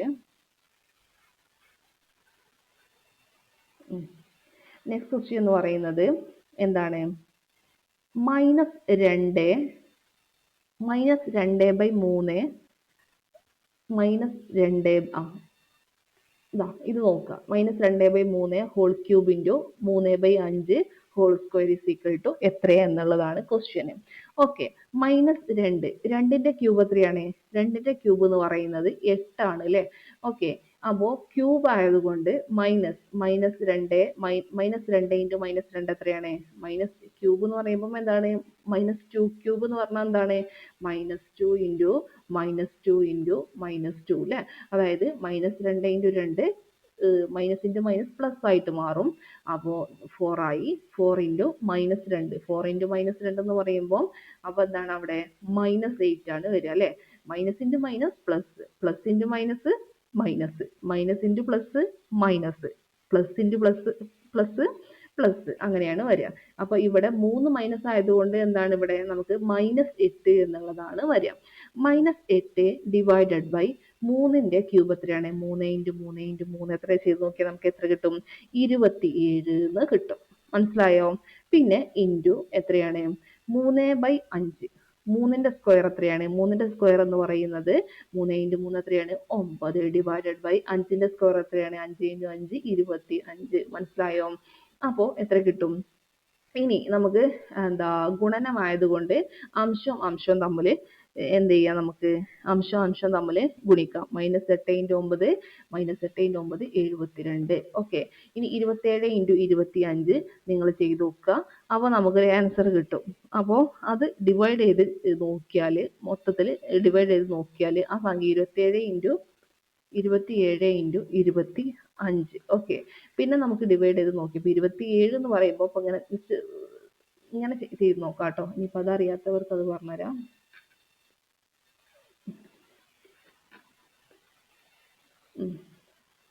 ഇത്രയോ നമ്മൾ പറഞ്ഞിരുന്നേ. 27 അല്ലേ, മൈനസ് ഇല്ല. 27 ഇൻറ്റു 25. 27 9 എത്ര പ്രാവശ്യം പോവും? 3 9 27 ആണ്. ഇവിടെ 72 72 9 എത്ര പ്രാവശ്യം പോവും? 1 9 9 2 9 18 3 27 4 9 അതൊക്കെ അറിയാലോ, ഗുണനൊക്കെ അറിയാലോ. 36 5 ഇൻറ്റു 9 45 6 ഇൻറ്റു 9 എത്രയാണ്? 6 × 9 എത്രയാണ്? അതായത് 6 54. പിന്നെ എത്രയാണ്? 7 × 9 63. 8 × 9 എത്രയാണ്? 8 × 9 ആണ് 72 വരുന്നത് അല്ലേ? അപ്പോൾ നമുക്ക് ഇത് എന്താ 9 കൊണ്ട് കട്ട് ചെയ്താൽ എത്ര കിട്ടും? ഇവിടെ 8 എന്ന് കിട്ടും. മനസ്സിലായോ? അപ്പം 8 × 9 ഇവിടെ 3 × 9 27. ഇനി നമുക്ക് എന്ത് ചെയ്യാൻ പറ്റും? ഇത് വെട്ടാൻ പറ്റുമോ? ഇല്ല. അപ്പോൾ നമുക്ക് എന്ത് ചെയ്യാൻ പറ്റും? മുകളിലത്തെ അംശം അങ്ങനെ തന്നെ എഴുതുക. 8 3 × 25 എത്രയാണ്? 3 × 25 75 അല്ലേ? 8/75. 8/75. പിന്നെ നമ്മൾ ശ്രദ്ധിക്കണം, ഇവിടെ ഒരു മൈനസ് ഉണ്ട് കേട്ടോ. അപ്പോൾ ഇവിടെ ഇത് മൈനസ്. ഓക്കെ, അപ്പം -8/75 എന്നുള്ളതാണ് ആൻസർ ആയിട്ട് വരുന്നത്. ഇവിടെ എന്താ നോക്കുക? -8/75. ഓപ്ഷൻ സി ആണ് കറക്റ്റ് ആയിട്ടുള്ളത്. ഓക്കെ, അത്രയേ ഉള്ളൂ കേട്ടോ. ഇനി നോക്കാം നമുക്ക്. 53.6 എന്ന സംഖ്യ 72.29 എത്ര കുറവാണ്? ഓക്കെ, ഇപ്പൊ നിങ്ങളോട് ചോദിക്കുകയാണേ, 5 എന്നത് 10 എത്ര കുറവാണെന്ന് ചോദിച്ചാൽ നിങ്ങൾ എങ്ങനെ കാണാം? 10 - 5 എന്നല്ലേ കാണാം. അതേപോലെ 2 എന്ന സംഖ്യ 8 എന്ന സംഖ്യയേക്കാൾ എത്ര കുറവാണെന്ന് ചോദിച്ചാൽ നമ്മൾ എന്ത് ചെയ്യും? 8 - 2 കാണും. അത്രയേ ഉള്ളൂ കാര്യം അല്ലേ? അപ്പോൾ ഇവിടെ എന്താ ചെയ്യേണ്ടതെന്ന് ചോദിച്ചാൽ, ഇവിടെ തന്നിട്ടുള്ളത് ദശാംശ രൂപത്തിലാണ്. അപ്പൊ കുറച്ച് കൺഫ്യൂഷൻ വരാനുള്ള സാധ്യതയൊക്കെ ഉണ്ട്. 53.6 എന്ന സംഖ്യ 72.29 എത്ര കുറവാണെന്ന് ചോദിച്ചാൽ 72.29 മൈനസ് എന്ത് ചെയ്യണം? 53.6 നമ്മൾ ചെയ്യണം. അപ്പൊ ചെയ്യുമ്പോൾ ഇതുപോലെ ചെയ്യണം. ഓക്കെ, ഇനി 9 എന്താണ്? ഇവിടെ 9 താഴെ ഒന്നുമില്ല. അപ്പൊ 9 അല്ലേ? 2 - 6 പോവില്ല. അപ്പൊ നമ്മൾ എന്ത് ചെയ്യും? ഇവിടുന്ന് കണ്ടെടുക്കും. 12 - 6 എത്രയാ? 6 എന്ന് കിട്ടും അല്ലേ? ഓക്കെ, ഇനി എന്താണ്? ഇപ്പൊ ഇവിടെ എന്താ ഉള്ളത്? ഒന്നേ ഉള്ളൂ അല്ലേ? 1 - 3 പോവോ? ഇല്ല. അപ്പൊ ഇവിടുന്ന് വീണ്ടും കണ്ടെടുക്കും. 11. 11 - 3 പോയാൽ എത്രയായി? 8 ആയി അല്ലേ? 11 - 3 പോയാൽ 8 ആയി. ഇപ്പൊ ഇവിടെ 6 ഉള്ളൂ. 6 - 5 പോയാൽ 1. 18.69. ഓക്കെ, ഇത് എന്താ പറയാ, മാത്സ് വളരെ വീക്ക് ആയിട്ടുള്ള ആളുകൾക്ക് വേണ്ടിയിട്ടുള്ളതാണ്. ഇതിൽ ചിലപ്പോൾ എന്താ ഇതൊക്കെ അറിയാവുന്ന ആളുകൾ ഉണ്ടാവും. പക്ഷെ എന്താണ്, തീരെ അറിയാത്ത ആളുകളും നമ്മൾ എന്ത് ചെയ്യാൻ പരിഗണിക്കണം എന്നുള്ളത് കൊണ്ടാണ് ഇങ്ങനെയൊക്കെ പറഞ്ഞു തരുന്നത് കേട്ടോ.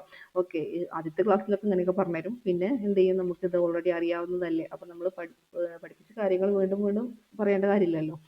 ഓക്കെ, അപ്പോൾ ഇത്രയും ഇത് മനസ്സിലായിട്ടുണ്ടാവുമെന്ന് വിചാരിക്കുന്നു.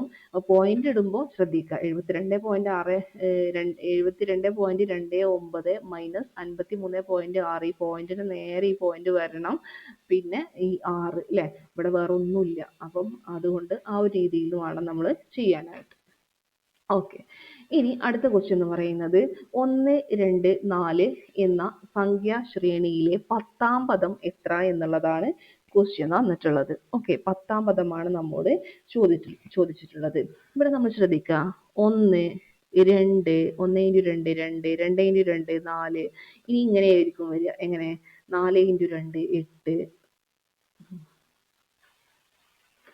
എങ്ങനെയാണ്? 4 × 2 8. പിന്നെ 5 × 2 10.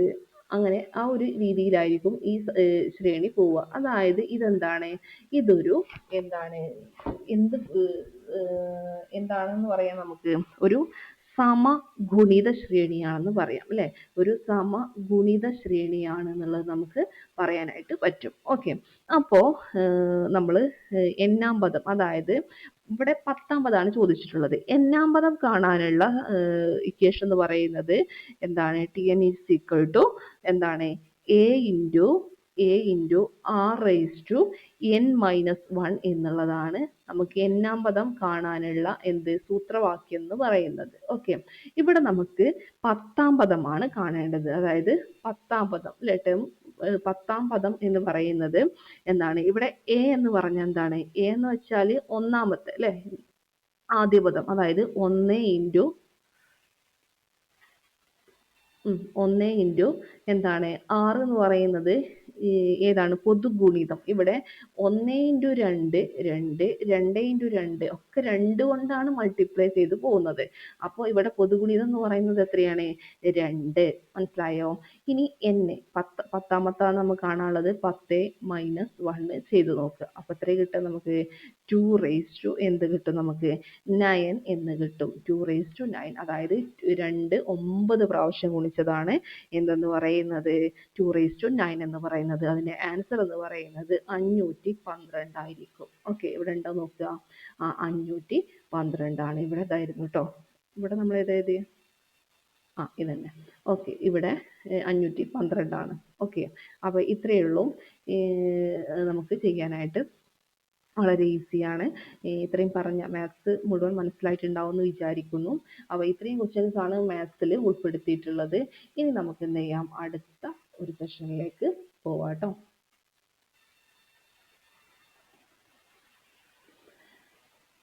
അതായത് ഈ തന്നിട്ടുള്ളത് നമുക്ക് കുറച്ച് കറണ്ട് ഫാക്ട്സ് ആണ് നമുക്ക് പഠിക്കാനായിട്ടുള്ളത്. ഇപ്പോൾ ഇതുവരെ പഠിച്ച് എന്താണ് എന്തെങ്കിലും ഫ്രീ എന്തെങ്കിലും വേണമെന്നുണ്ടെങ്കിൽ ഒന്ന് പോസ് ചെയ്തിട്ട് കുറച്ച് നേരം അങ്ങോട്ടും ഇങ്ങോട്ടൊക്കെ നടന്നിട്ട് എന്ത് ചെയ്യാം, പിന്നെ വന്നിട്ട് അടുത്ത ക്ലാസ് കേൾക്കാം കേട്ടോ. തുടർച്ചയായിട്ട് കേൾക്കുമ്പോൾ ചില ആളുകൾക്ക് മടി വരാനുള്ള സാധ്യതയൊക്കെ ഉണ്ട്. അത് സത്യത്തിൽ അങ്ങനെ തന്നെയാണ് കേട്ടോ. 25 മിനിറ്റ് വരെ നമുക്ക് നമ്മുടെ കോൺസെൻട്രേഷൻ എന്ത് ചെയ്യാൻ പറ്റുള്ളൂ? പിടിച്ചെടുത്താൻ പറ്റുള്ളൂ. പിന്നെ നമ്മൾ അങ്ങോട്ടും ഇങ്ങോട്ടൊക്കെ നമ്മുടെ മനസ്സ് തെറ്റി പോകാനുള്ളതുണ്ട്. അപ്പോൾ നമ്മൾ എന്ത് ചെയ്യണം? ഇടയ്ക്ക് ബ്രേക്ക് ഒക്കെ എടുത്തിട്ട് നിങ്ങൾ എന്ത് ചെയ്യാം, പിന്നെ വന്നിട്ട് വീണ്ടും ക്ലാസ് കേൾക്കുക. പിന്നെ അറിയാത്ത കാര്യങ്ങളൊക്കെ നോട്ട് ചെയ്തെടുക്കുക കേട്ടോ. ഓക്കെ, അപ്പോൾ നമുക്ക് നോക്കാനുള്ളത് ഇനി കറണ്ട് ഫാക്ട്സ് ആണ്. ആദ്യം ക്ലൈമറ്റ്. UN കാലാവസ്ഥ ഉച്ചകോടി COP31 ഇതിന്റെ വേദി എന്ന് പറയുന്നത് തുർക്കിയിലെ അന്റാലിയ. എവിടെ എന്നാ നടക്കാൻ പോകുന്നത്?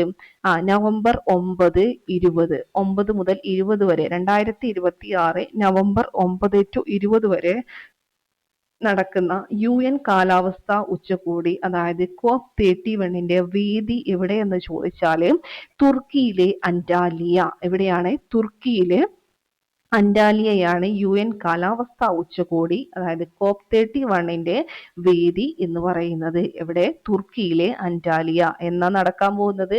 2026 നവംബർ 9 to 20. ഓസ്ട്രേലിയ ചർച്ചകളുടെ നേതൃത്വം വഹിക്കും. ഓക്കെ, അപ്പൊ ഓസ്ട്രേലിയ എന്ത് ചെയ്യും? ചർച്ചകളുടെ നേതൃത്വം വഹിക്കും എന്നുള്ളത് മനസ്സിലാക്കി വെച്ചേക്കാം. ഇനി ഇന്ത്യ AI ഇമ്പാക്ട് ഉച്ചകോടി തീയതി എന്നാണ്? 2026 ഫെബ്രുവരി 19 20 തീയതികളിൽ. 2026 ഫെബ്രുവരി 19 20 തീയതികളിലാണ് ഇന്ത്യ AI ഇമ്പാക്ട് ഉച്ചകോടി, ഇന്ത്യ AI ഇമ്പാക്ട് സമ്മിറ്റ് എന്ന് പറയുന്നത്. ഇതിന്റെ വേദി എന്ന് പറയുന്നത് ന്യൂഡൽഹിയിലെ ഭാരത് മണ്ഡപമാണ്. ഇന്ത്യ AI ഇമ്പാക്ട് ഉച്ചകോടിയുടെ വേദി എന്ന് പറയുന്നത് ഭാരത് മണ്ഡപമാണ്. ഭാരത സർക്കാരിന്റെ ഇലക്ട്രോണിക്സ് ഇൻഫോർമേഷൻ ടെക്നോളജി മന്ത്രാലയമാണ് ആതിഥേയത്വം വഹിക്കുന്നത്. ഭാരത സർക്കാരിന്റെ ഇലക്ട്രോണിക്സ് ഇൻഫോർമേഷൻ ടെക്നോളജി മന്ത്രാലയം ആണ് എന്ത് ചെയ്യുന്നത്? ആതിഥേയത്വം വഹിക്കുന്നത്. അപ്പൊ ഇന്ത്യ AI ഇമ്പാക്ട് ഉച്ചകോടി എവിടെയാണ് വേദി? ഭാരത് മണ്ഡപം, ന്യൂഡൽഹി. എന്നാ നടക്കാൻ പോകുന്നത്? ഫെബ്രുവരി 19 20 തീയതികളിൽ. ഓക്കെ, നെക്സ്റ്റ് സ്പേസില് ബഹിരാകാശം അല്ലെ. ഗഗൻയാൻ ജീവൻ, ശ്രദ്ധിച്ച് കേൾക്കാം. ഇന്ത്യയുടെ പ്രഥമ ബഹിരാകാശ യാത്രാ പദ്ധതിയാണ് ഗഗൻയാൻ എന്ന് പറയുന്നത്. ഇന്ത്യയുടെ ആദ്യത്തെ അല്ലെങ്കിൽ പ്രഥമ ബഹിരാകാശ യാത്രാ പദ്ധതിയാണ് ഗഗൻയാൻ. മനുഷ്യരില്ലാത്ത, ശ്രദ്ധിച്ച് കേൾക്കാം, മനുഷ്യരില്ലാത്ത ആദ്യത്തെ പരീക്ഷണ വിക്ഷേപണം 2026ന്റെ തുടക്കത്തിൽ നടക്കും. മനുഷ്യരില്ലാത്ത ആദ്യത്തെ പരീക്ഷണം എന്നാ തുടങ്ങുക? 2026ന്റെ തുടക്കത്തിൽ നടക്കും. ഇതിൽ വ്യോംമിത്ര എന്താണ്? വ്യോംമിത്ര എന്ന ഹ്യൂമനോയിഡ് റോബോട്ടിനെയാണ് ബഹിരാകാശത്തേക്ക് അയക്കുക. മനുഷ്യരില്ലാത്ത ആദ്യത്തെ പരീക്ഷണ വിക്ഷേപം എന്നാ നടക്കുന്നത്? ഈ 2026 തുടക്കത്തിൽ നടക്കും. ഇതിൽ വ്യോംമിത്ര എന്ന ഹ്യൂമനോയിഡ് റോബോട്ടിനെയാണ് ബഹിരാകാശത്തേക്ക് അയക്കുക. മനുഷ്യരെ ഉൾപ്പെടുത്തിയുള്ള ദൗത്യം ക്രൂഡ് മിഷൻ 2026 അവസാനമോ 2027 ആദ്യമോ നടക്കാനാണ് സാധ്യതയെന്ന് ISRO സൂചിപ്പിച്ചിട്ടുണ്ട്. എന്താണ്? മനുഷ്യരെ ഉൾപ്പെടുത്തിയിട്ടുള്ള ദൗത്യം, അതായത് ക്രൂഡ് മിഷൻ, അത് 2026 അവസാനോ അല്ലെങ്കിൽ 2027 ആദ്യമോ നടക്കാനാണ് സാധ്യതയെന്ന് ISRO സൂചിപ്പിച്ചിട്ടുണ്ട്. ഇത്രയാണ് ഇതിൽ പറയുന്നത്. അപ്പൊ വ്യോമിത്ര ആലോചിച്ച് വെച്ചേക്ക. 2026 തുടക്കത്തിൽ എന്താണ്? ഗഗൻയാൻ ഇന്ത്യയുടെ പ്രഥമ ബഹിരാകാശ യാത്രാ പദ്ധതിയാണ്. ഓക്കെ, ഇനി അടുത്തത് പ്ലാറ്റോ ടെലിസ്കോപ്പ്. എന്താണ്? യൂറോപ്യൻ സ്പേസ് ഏജൻസി ESA അല്ലെ, യൂറോപ്യൻ സ്പേസ് ഏജൻസി 2026 വിക്ഷേപിക്കാൻ ഒരുങ്ങുന്ന ഏറ്റവും സങ്കീർണമായ ദൗത്യങ്ങളിൽ ഒന്നാണ് ഏത്? പ്ലേറ്റോ പ്ലാനറ്ററി എന്താണ് transits and oscillations of stars. Okay, PLATO എന്നുള്ളതിന്റെ ഇതെന്താണ്? Planetary transits and oscillations of stars ആണ് കേട്ടോ. ഇത് എന്താണ്? യൂറോപ്യൻ സ്പേസ് ഏജൻസി വിക്ഷേപിക്കാൻ പോകുന്ന ഏറ്റവും സങ്കീർണമായ ദൗത്യങ്ങളിൽ ഒന്നാണ്. ഓക്കെ, മനുഷ്യന്റെ എന്താണ്? ഇത് ശ്രദ്ധിക്കുക. ബഹിരാകാശത്ത് എന്താണ്? ബഹിരാകാശത്ത് ഭൂമിക്ക് സമാനമോ, ബഹിരാകാശത്ത് ഭൂമിക്ക് സമാനമായ മറ്റൊരു ഗ്രഹം ഉണ്ടോ എന്ന മനുഷ്യന്റെ കാലങ്ങളായുള്ള ചോദ്യത്തിന് ഉത്തരം കണ്ടെത്തുകയാണ് ഈ ഒരു ദൗത്യത്തിന്റെ ലക്ഷ്യം. അപ്പൊ ഇതിന്റെ പ്ലാറ്റോ ടെലിസ്കോപ്പ് അല്ലെങ്കിൽ യൂറോപ്യൻ സ്പേസ് ഏജൻസി വിക്ഷേപിക്കാൻ ഒരുങ്ങുന്ന ദൗത്യങ്ങളിൽ ഒന്നായിട്ടുള്ള പ്ലാറ്റോ ടെലിസ്കോപ്പിന്റെ ലക്ഷ്യം എന്താണെന്ന് ചോദിച്ചാൽ ബഹിരാകാശത്ത് ഭൂമിക്ക് സമാനമായ മറ്റൊരു ഗ്രഹം ഉണ്ടോ എന്ന മനുഷ്യന്റെ കാലങ്ങളായിട്ടുള്ള ചോദ്യത്തിന് ഉത്തരം കണ്ടെത്തുക. അതുപോലെ നക്ഷത്രങ്ങളെ എന്താണ്? ഭ്രമണം ചെയ്യുന്ന ഗ്രഹങ്ങളെ നക്ഷത്രങ്ങളെ ഭ്രമണം ചെയ്യുന്ന ഗ്രഹങ്ങളെ എന്താണ്? കണ്ടെത്താനുള്ള ഒരു ബഹിരാകാശ ടെലിസ്കോപ്പാണ് പ്ലാറ്റോ എന്ന് പറയുന്നത്. നക്ഷത്രങ്ങളെ എന്ത് ചെയ്യാനുള്ള? ഭ്രമണം ചെയ്യുന്ന ഗ്രഹങ്ങളെ കണ്ടെത്താനുള്ള ഒരു ബഹിരാകാശ ടെലിസ്കോപ്പാണ് എന്തെന്ന് പറയുന്നത്? പ്ലേറ്റോ എന്ന് പറയുന്നത്. മനസ്സിലായോ? ഇനി വോയേജർ. എന്താ വോയേജർ എന്ന് പറയുന്നത്?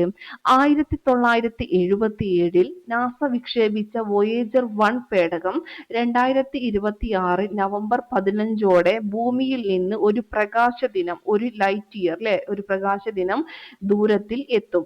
ഭൂമിയിൽ നിന്ന് ഏറ്റവും ദൂരെയുള്ള മനുഷ്യനിർമ്മിത വസ്തുവാണ് ഈ പറയുന്ന വോയേജർ 1 എന്ന് പറയുന്നത്. അപ്പൊ വോയേജർ എന്ന് പറഞ്ഞാൽ 1977 വർഷം നോട്ട് ചെയ്യുക. 1977 നാസ വിക്ഷേപിച്ച വോയേജർ 1 പേടകം 2026 നവംബർ 15 ഭൂമിയിൽ നിന്ന് ഒരു പ്രകാശ ദിനം ദൂരത്തിലെത്തും. ഭൂമിയിൽ നിന്ന് ഏറ്റവും ദൂരെയുള്ള മനുഷ്യനിർമ്മിത വസ്തുവാണ് ഏതെന്ന് പറയുന്നത്? വോയേജർ 1 എന്ന് പറയുന്നത്. ഓക്കെ ആണല്ലോ. ഇനി ICC പുരുഷ T20 ലോകകപ്പ്. ICC പുരുഷ T20 ലോകകപ്പ് ആതിഥേയ രാജ്യങ്ങൾ ഏതൊക്കെയാണ്? നമ്മുടെ ഇന്ത്യയും ശ്രീലങ്കയും. എന്നാണ് നടക്കാൻ പോകുന്നത്? 2026 ഫെബ്രുവരി 7 മുതൽ മാർച്ച് 8 വരെ അല്ലെ, 2026 ഫെബ്രുവരി 7 മുതൽ മാർച്ച് 8 വരെ ICC പുരുഷ T20 ലോകകപ്പ്. 10ാം പതിപ്പ് T20 ലോകകപ്പിന് ഇന്ത്യയിലെ മുംബൈ, കൊൽക്കത്ത, അഹമ്മദാബാദ് തുടങ്ങിയ നഗരങ്ങൾ പ്രധാന വേദികളാകും. എന്താണ്? ഈ 10ാം പതിപ്പ് T20 ലോകകപ്പിന് ഇന്ത്യയിലെ മുംബൈ, കൊൽക്കത്ത, അഹമ്മദാബാദ് തുടങ്ങിയ നഗരങ്ങൾ പ്രധാന വേദികളാവും. ഓക്കെ, അപ്പോ ആതിഥേയ രാജ്യങ്ങൾ ഇന്ത്യയും ശ്രീലങ്കയുമാണ്. ICC പുരുഷ T20 ലോകകപ്പ് ആതിഥേയ രാജ്യങ്ങൾ ഇന്ത്യ, ശ്രീലങ്ക. നടക്കാൻ പോകുന്നത് 2026 ഫെബ്രുവരി 7 മുതൽ മാർച്ച് 8 വരെ. 10ാം പതിപ്പ് T20 ലോകകപ്പിന് ഇന്ത്യയിലെ മുംബൈ, കൊൽക്കത്ത, അഹമ്മദാബാദ് തുടങ്ങിയ നഗരങ്ങൾ പ്രധാന വേദിയാവും. ഓക്കെ, ഇനി ICC വിമൻസ് T20 ലോകകപ്പോ അതിന്റെ വേദി ഇംഗ്ലണ്ടും വെയിൽസും ആണ്. ഏതാണ്? ഇംഗ്ലണ്ട് ആൻഡ് വെയിൽസ് ആണ് ICC വിമൻസ് T20 ലോകകപ്പിന്റെ വേദി എന്ന് പറയുന്നത്. തീയതി June 12 to July 5. June 12 to July 5 ആണെന്നുള്ളത് ഓർത്തു വെച്ചേക്കാം. ഇനി എന്താണ്? കോമൺവെൽത്ത് ഗെയിംസ് അല്ലെ, കോമൺവെൽത്ത് ഗെയിംസ്. അതായത് കോമൺവെൽത്ത് ഗെയിംസിന്റെ വേദി എന്ന് പറയുന്നത് ഗ്ലാസ്ഗോ, അതുപോലെ സ്കോട്ട്ലൻഡ്. ഗ്ലാസ്ഗോ, സ്കോട്ട്ലൻഡ്, ഇതാണ് കോമൺവെൽത്ത് ഗെയിംസിന്റെ വേദി എന്ന് പറയുന്നത്. തീയതി 2026 ജൂലൈ 23 മുതൽ ഓഗസ്റ്റ് 2 വരെ. 2026 ജൂലൈ 23 മുതൽ ഓഗസ്റ്റ് 2 വരെയാണ് തീയതി വരുന്നത്. പിന്നെന്താണ്? മുൻകൂട്ടി നിശ്ചയിച്ചിരുന്ന ഓസ്ട്രേലിയ പിന്മാറിയതിനെ തുടർന്നാണ് ഗ്ലാസ്ഗോ വേദിയായിട്ട് തെരഞ്ഞെടുക്കപ്പെട്ടത്. ഓക്കെ, അപ്പൊ വേദികൾ ഗ്ലാസ്ഗോയും സ്കോട്ട്ലൻഡും. മുൻകൂട്ടി എന്താ നിശ്ചയിച്ചിട്ടുണ്ടായിരുന്നത്? ഓസ്ട്രേലിയ. ഇത് പിന്മാറിയതിനെ തുടർന്നാണ് ഗ്ലാസ്ഗോ വേദിയായിട്ട് തെരഞ്ഞെടുക്കപ്പെട്ടത്. ഏകദേശം 10 കായിക ഇനങ്ങളിലായി ചുരുങ്ങിയ രീതിയിലാണ് ഇത്തവണ മത്സരങ്ങൾ ക്രമീകരിച്ചിട്ടുള്ളത്. അത്രയും കാര്യം ഒന്ന് ഓർത്തു വച്ചേക്കാം. ഇനി സ്പോർട്സിൽ എന്താ വരുന്നത്? ഫിഫ ഫുട്ബോൾ ലോകകപ്പ് അല്ലെ? ഫിഫ ഫുട്ബോൾ ലോകകപ്പ് ആതിഥേയ രാജ്യങ്ങൾ എന്ന് പറയുന്നത് America, Canada, Mexico. FIFA football ലോകകപ്പിന്റെ ആതിഥേയ രാജ്യങ്ങൾ America, Mexico and Canada. Okay, തീയതി 2026 ജൂൺ 11 മുതൽ ജൂലൈ 19 വരെ. ഓക്കെ, ആകെ 104 മത്സരങ്ങൾ. ഉദ്ഘാടന മത്സരം മെക്സിക്കോയിലെ ചരിത്ര പ്രസിദ്ധമായ എസ്റ്റാഡിയോ ആസ്തേക്കയിലും. എന്താണ്? എവിടെയാണ് ഉദ്ഘാടനം ഉണ്ടാവുക? മെക്സിക്കോയിലെ ചരിത്ര പ്രസിദ്ധമായ എസ്റ്റാഡിയോ ആസ്തേക്കയിലും. അതുപോലെ ഫൈനൽ എവിടെയായിരിക്കും? ന്യൂയോർക്കിലെ ഏത്? മെറ്റ് ലൈഫ് സ്റ്റേഡിയത്തിലും നടക്കും. ഓക്കെ, മെറ്റ് ലൈഫ് സ്റ്റേഡിയത്തിലും എന്ത് നടക്കും? ഫൈനൽ മത്സരവും നടക്കും എന്നുള്ളത് ഓർത്തു വെക്കുക. Okay, met life stadium. ഇനി എന്താണ്? 48 ടീമുകൾ മാറ്റുരക്കുന്ന ആദ്യ വേൾഡ് കപ്പാണിത്. 48 ടീമുകൾ മാറ്റുരക്കുന്ന ആദ്യ എന്താണ്? വേൾഡ് കപ്പാണിത് എന്നുള്ളത് മനസ്സിലാക്കി വെക്കുക. ഓക്കെ, അപ്പോൾ ഫിഫ ഫുട്ബോൾ ലോകകപ്പ് 2026 ജൂൺ 11 മുതൽ ജൂലൈ 19 വരെ നടക്കാൻ പോകുന്നു. ആതിഥേയ രാജ്യങ്ങൾ അമേരിക്ക, മെക്സിക്കോ ആൻഡ് കാനഡ. അതിൽ 104 മത്സരങ്ങളാണ് ഉണ്ടായിരിക്കുക. ഉദ്ഘാടനം മെക്സിക്കോയിലായിരിക്കും, അവിടുത്തെ ചരിത്ര പ്രസിദ്ധമായ എസ്റ്റാഡിയോ ആസ്തേക്കയിലും.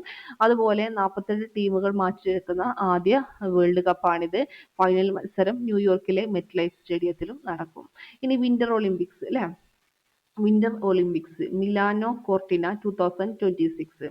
എവിടെയാണ് വേദി എന്ന് പറയുന്നത്? അപ്പോൾ മിലാനോ കോർട്ടിന, അതുപോലെ ഇറ്റലി. ഓക്കെ, വിന്റർ ഒളിമ്പിക്സ് വേദി മിലാനോ കോർട്ടിന, ഇറ്റലി. ഓക്കെ, തീയതി 2026 ഫെബ്രുവരി 6 മുതൽ 22 വരെ. തീയതി എന്താണ്? 2026 ഫെബ്രുവരി 6 മുതൽ ഏത് വരെ?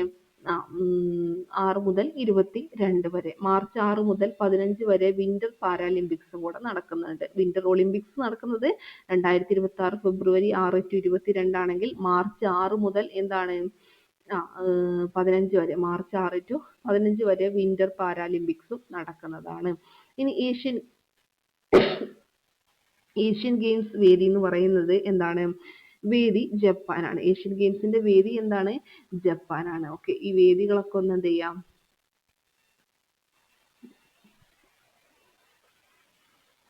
പഠിച്ചു വെച്ചേക്കാം കേട്ടോ. ഓക്കെ,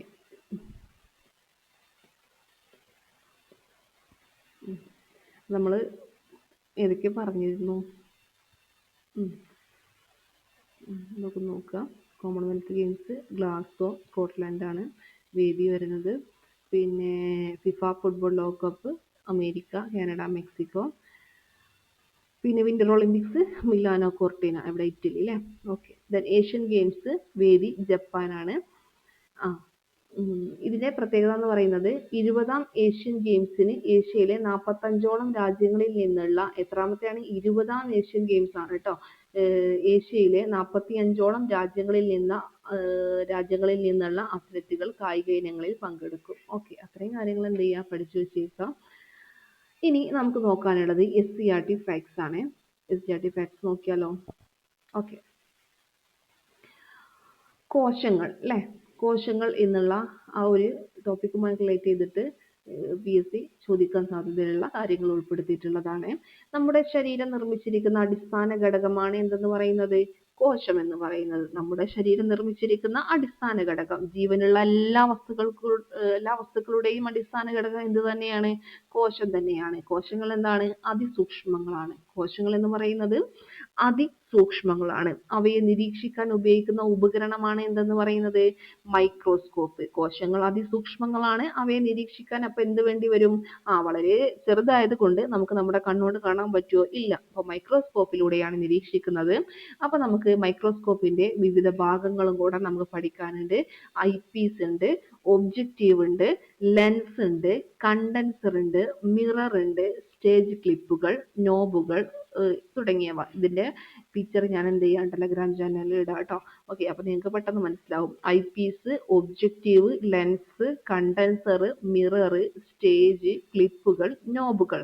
ഇതാണ് എന്തെന്ന് പറയുന്നത് മൈക്രോസ്കോപ്പിന്റെ വിവിധ ഭാഗങ്ങൾ എന്ന് പറയുന്നത്. ഓക്കെ, നിങ്ങൾ വിചാരിക്കും ഇത് പഠിക്കണമെന്നുള്ളത് ഇതൊരു തവണ ചോദിച്ചിട്ടുള്ളതാണ്, ചോദിക്കാതെ അല്ല ഇത് പഠിക്കാതെ വിടരുത്.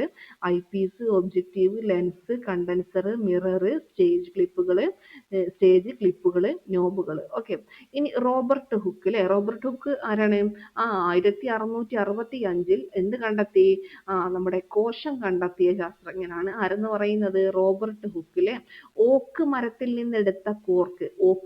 നിന്നെടുത്ത കോർക്കിന്റെ ഒരു ചെറിയ ഭാഗം സ്വയം നിർമ്മിച്ച മൈക്രോസ്കോപ്പിലൂടെ അദ്ദേഹം നിരീക്ഷിച്ചു. അതിൽ ചെറിയ അറകൾ പോലെയുള്ള ധാരാളം ഭാഗങ്ങൾ അദ്ദേഹം കണ്ടു.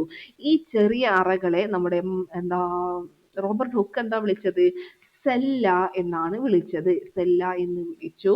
സെല്ല എന്ന ലാറ്റിൻ ഏത് പദമാണ്? ലാറ്റിൻ പദം. ഈ ലാറ്റിൻ പദത്തിന്റെ അർത്ഥം എന്താണ്?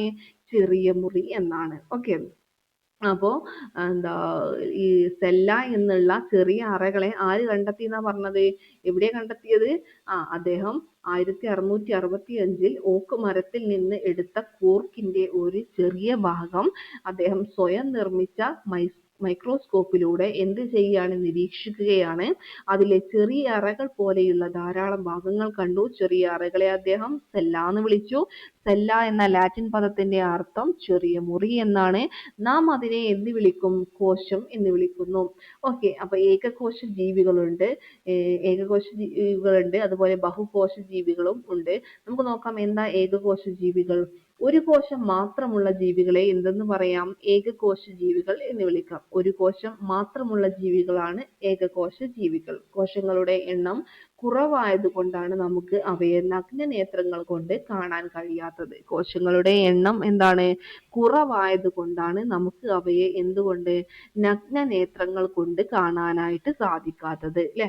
നഗ്നനേത്രങ്ങൾ കൊണ്ട് കാണാൻ കഴിയാത്തത് ഈ കോശങ്ങളുടെ എണ്ണം കുറവായതുകൊണ്ടാണ്. ഇനി അമീബ, യുഗ്ലീന, പാരമീസിയം എന്നിവ എന്തിന് ഉദാഹരണമാണ്? ഏകകോശ ജീവികൾക്ക് ഉദാഹരണം. അതായത് ഒരു കോശം മാത്രമുള്ള ജീവികളാണ് അമീബ, യുഗ്ലീന, പാരമീസിയം. ഇനി എന്താ ബഹുകോശ ജീവികൾ? ഏകകോശ ജീവികൾ നമുക്ക് മനസ്സിലായി. ഇനി എന്താ ബഹുകോശ ജീവികൾ എന്ന് പറയുന്നത്? ഒന്നിലധികം കോശങ്ങൾ കൊണ്ട് ശരീരം നിർമ്മിക്കപ്പെട്ട ജീവികളാണ്. നമുക്ക് നഗ്നനേത്രങ്ങൾ കൊണ്ട് കാണാനായിട്ട് സാധിക്കും. ഇപ്പോ നമ്മള് മനുഷ്യരുണ്ട്, അതുപോലെ ആന, മത്സ്യം, നക്ഷത്ര മത്സ്യം, തവള, ഓന്ത്, മാന്, ആമ, പാറ്റ, കുളയട്ട, നാടവില, ഇതൊക്കെ എന്താണ്? ഇതിന് എക്സാമ്പിൾ ആണ്. ഏത്? ബഹുകോശ ജീവികൾക്ക്. ബഹുകോശ ജീവികളിൽ നടക്കുന്ന ജീവൽ പ്രവർത്തനങ്ങൾ എന്തൊക്കെയെന്ന് ചോദിക്കുകയാണെങ്കിൽ ഇതൊക്കെ SCERT ഫാക്ട് ആണ്. കൃത്യമായിട്ട് പഠിച്ചിട്ട് പോവുക. ഒന്നും എന്തായിട്ട് വിടണ്ട, വെറുതെ കളയണ്ട. എല്ലാം എന്താണ് നമുക്ക് എക്സാമിന് ചോദിക്കും എന്നുള്ള രീതിയിൽ തന്നെ പഠിച്ചിട്ട് പോവുക കേട്ടോ. ബഹുകോശ ജീവികളിൽ നടക്കുന്ന ജീവൽ പ്രവർത്തനങ്ങളാണ് ചലനം നടക്കും, അതുപോലെ പോഷണം നടക്കും, പിന്നെന്താണ്? ശ്വസനം നടക്കും. ശ്വസനം, അതുപോലെ പിന്നെന്തുണ്ടാവും? ചലനം, പോഷണം, ശ്വസനം, ഇതൊക്കെ എന്ത് ചെയ്യും? ബഹുകോശ ജീവികളിൽ നടക്കുന്നതാണ്. ഓക്കെ, ഏകകോശ ഇവിടെ ഏത് കോശം, ഇവിടെ ഒരു മിസ്റ്റേക്ക് ഉണ്ട്, ടൈപ്പിംഗ് മിസ്റ്റേക്ക് ആണ് കേട്ടോ. ഏകകോശ ജീവികളിൽ എന്താണ്? ഏകകോശ ജീവികളിൽ എല്ലാ പ്രവർത്തനങ്ങളും നടക്കുന്നത് ഒറ്റ കോശത്തിലാണ്. എന്നാൽ ബഹുകോശ ജീവികളിൽ ജീവൽ പ്രവർത്തനങ്ങൾ നിർവഹിക്കുന്നത് അവയവ വ്യവസ്ഥയിലാണ്. ഏകകോശ ജീവികളിൽ എല്ലാ പ്രവർത്തനവും ഒറ്റ കോശത്തിലാണ്. എന്നാൽ ബഹുകോശ ജീവികളിൽ ജീവൽ പ്രവർത്തനങ്ങൾ ജീവൽ പ്രവർത്തനങ്ങൾ നടക്കുന്നത് എങ്ങനെയാണ്? ജീവൽ പ്രവർത്തനങ്ങൾ നിർവഹിക്കുന്നത് അവയവ വ്യവസ്ഥയിലാണ് എന്നുള്ളത് മനസ്സിലാക്കുക. ഏകകോശ ജീവികളിൽ അലൈംഗിക പ്രത്യുൽപാദന രീതിയാണ് കാണപ്പെടുന്നത്. ഓക്കെ, ഇതൊക്കെ സ്റ്റേറ്റ്മെന്റ് ലെവലിൽ ചോദിക്കാൻ സാധ്യതയുള്ള ക്വസ്റ്റ്യൻ ആണ്. ഏകകോശ ജീവികളിൽ അലൈംഗിക പ്രത്യുൽപാദന രീതിയാണ് കാണുന്നത്. എന്നാൽ ബഹുകോശ ജീവികളിൽ എന്താണ്? ലൈംഗിക പ്രത്യുൽപാദനവും അലൈംഗിക പ്രത്യുൽപാദനവും രണ്ടും ഏതിൽ നടക്കും? ബഹുകോശ ജീവികളിൽ നടക്കും. നടക്കും. ഏകകോശ ജീവികളിൽ അലൈംഗിക പ്രത്യുൽപാദനം, എന്നാൽ ബഹുകോശ ജീവികളിൽ ലൈംഗിക പ്രത്യുൽപാദനവും ഉണ്ട്, അലൈംഗിക പ്രത്യുൽപാദനവും നടക്കുന്നുണ്ട്. കോശങ്ങൾക്കുള്ളിൽ ഓരോ ധർമ്മം നിർവഹിക്കാനും പ്രത്യേക അംഗങ്ങളുണ്ട്. ഇവയെ എന്ത് പറയാം നമുക്ക്? കോശാംഗങ്ങൾ എന്ന് പറയുന്നു. കോശത്തിന്റെ വിവിധ ഭാഗങ്ങൾ ഏതൊക്കെയാണ്? കോശസ്തരമുണ്ട്. കോശത്തിന് എന്തുണ്ടാവും? കോശസ്തരമുണ്ട്, കോശദ്രവ്യമുണ്ട്, ന്യൂക്ലിയസ് ഉണ്ട്. ഈ കോശസ്തരം എന്താ ചെയ്യാം? കോശത്തിനെ എന്ത് ചെയ്യാനാണ്? ആവരണം ചെയ്യുന്നുണ്ട് അല്ലെ? കോശസ്തരം, കോശദ്രവ്യം, ന്യൂക്ലിയസ് നോക്കുകയാണെങ്കിൽ കോശസ്തരം എന്ത് ചെയ്യാണ്? കോശത്തെ ആവരണം ചെയ്യുന്നു. അപ്പൊ കോശദ്രവ്യം അതുപോലെ ന്യൂക്ലിയസ് ഒഴികെയുള്ള കോശഭാഗങ്ങളെ കോശത്തിനകത്ത് നിലനിർത്താൻ സഹായിക്കും. കോശദ്രവ്യം എന്താ ചെയ്യാം? ന്യൂക്ലിയസ് ഒഴികെയുള്ള കോശത്തിന്റെ ഭാഗങ്ങൾ, ഇനിയും കോശഭാഗങ്ങളുണ്ട് അല്ലെ? ഈ ഭാഗങ്ങളെ കോശത്തിനകത്ത് നിലനിർത്തുന്നത് ആരാ? കോശദ്രവ്യമാണ്. ഓക്കെ. ഇനി ന്യൂക്ലിയസ് എന്ത് ചെയ്യും? കോശത്തിന്റെ പ്രവർത്തനങ്ങളെ നിയന്ത്രിക്കുന്നു. ന്യൂക്ലിയസ് എന്ത് ചെയ്യും? കോശത്തിന്റെ പ്രവർത്തനങ്ങളെ നിയന്ത്രിക്കുന്നു.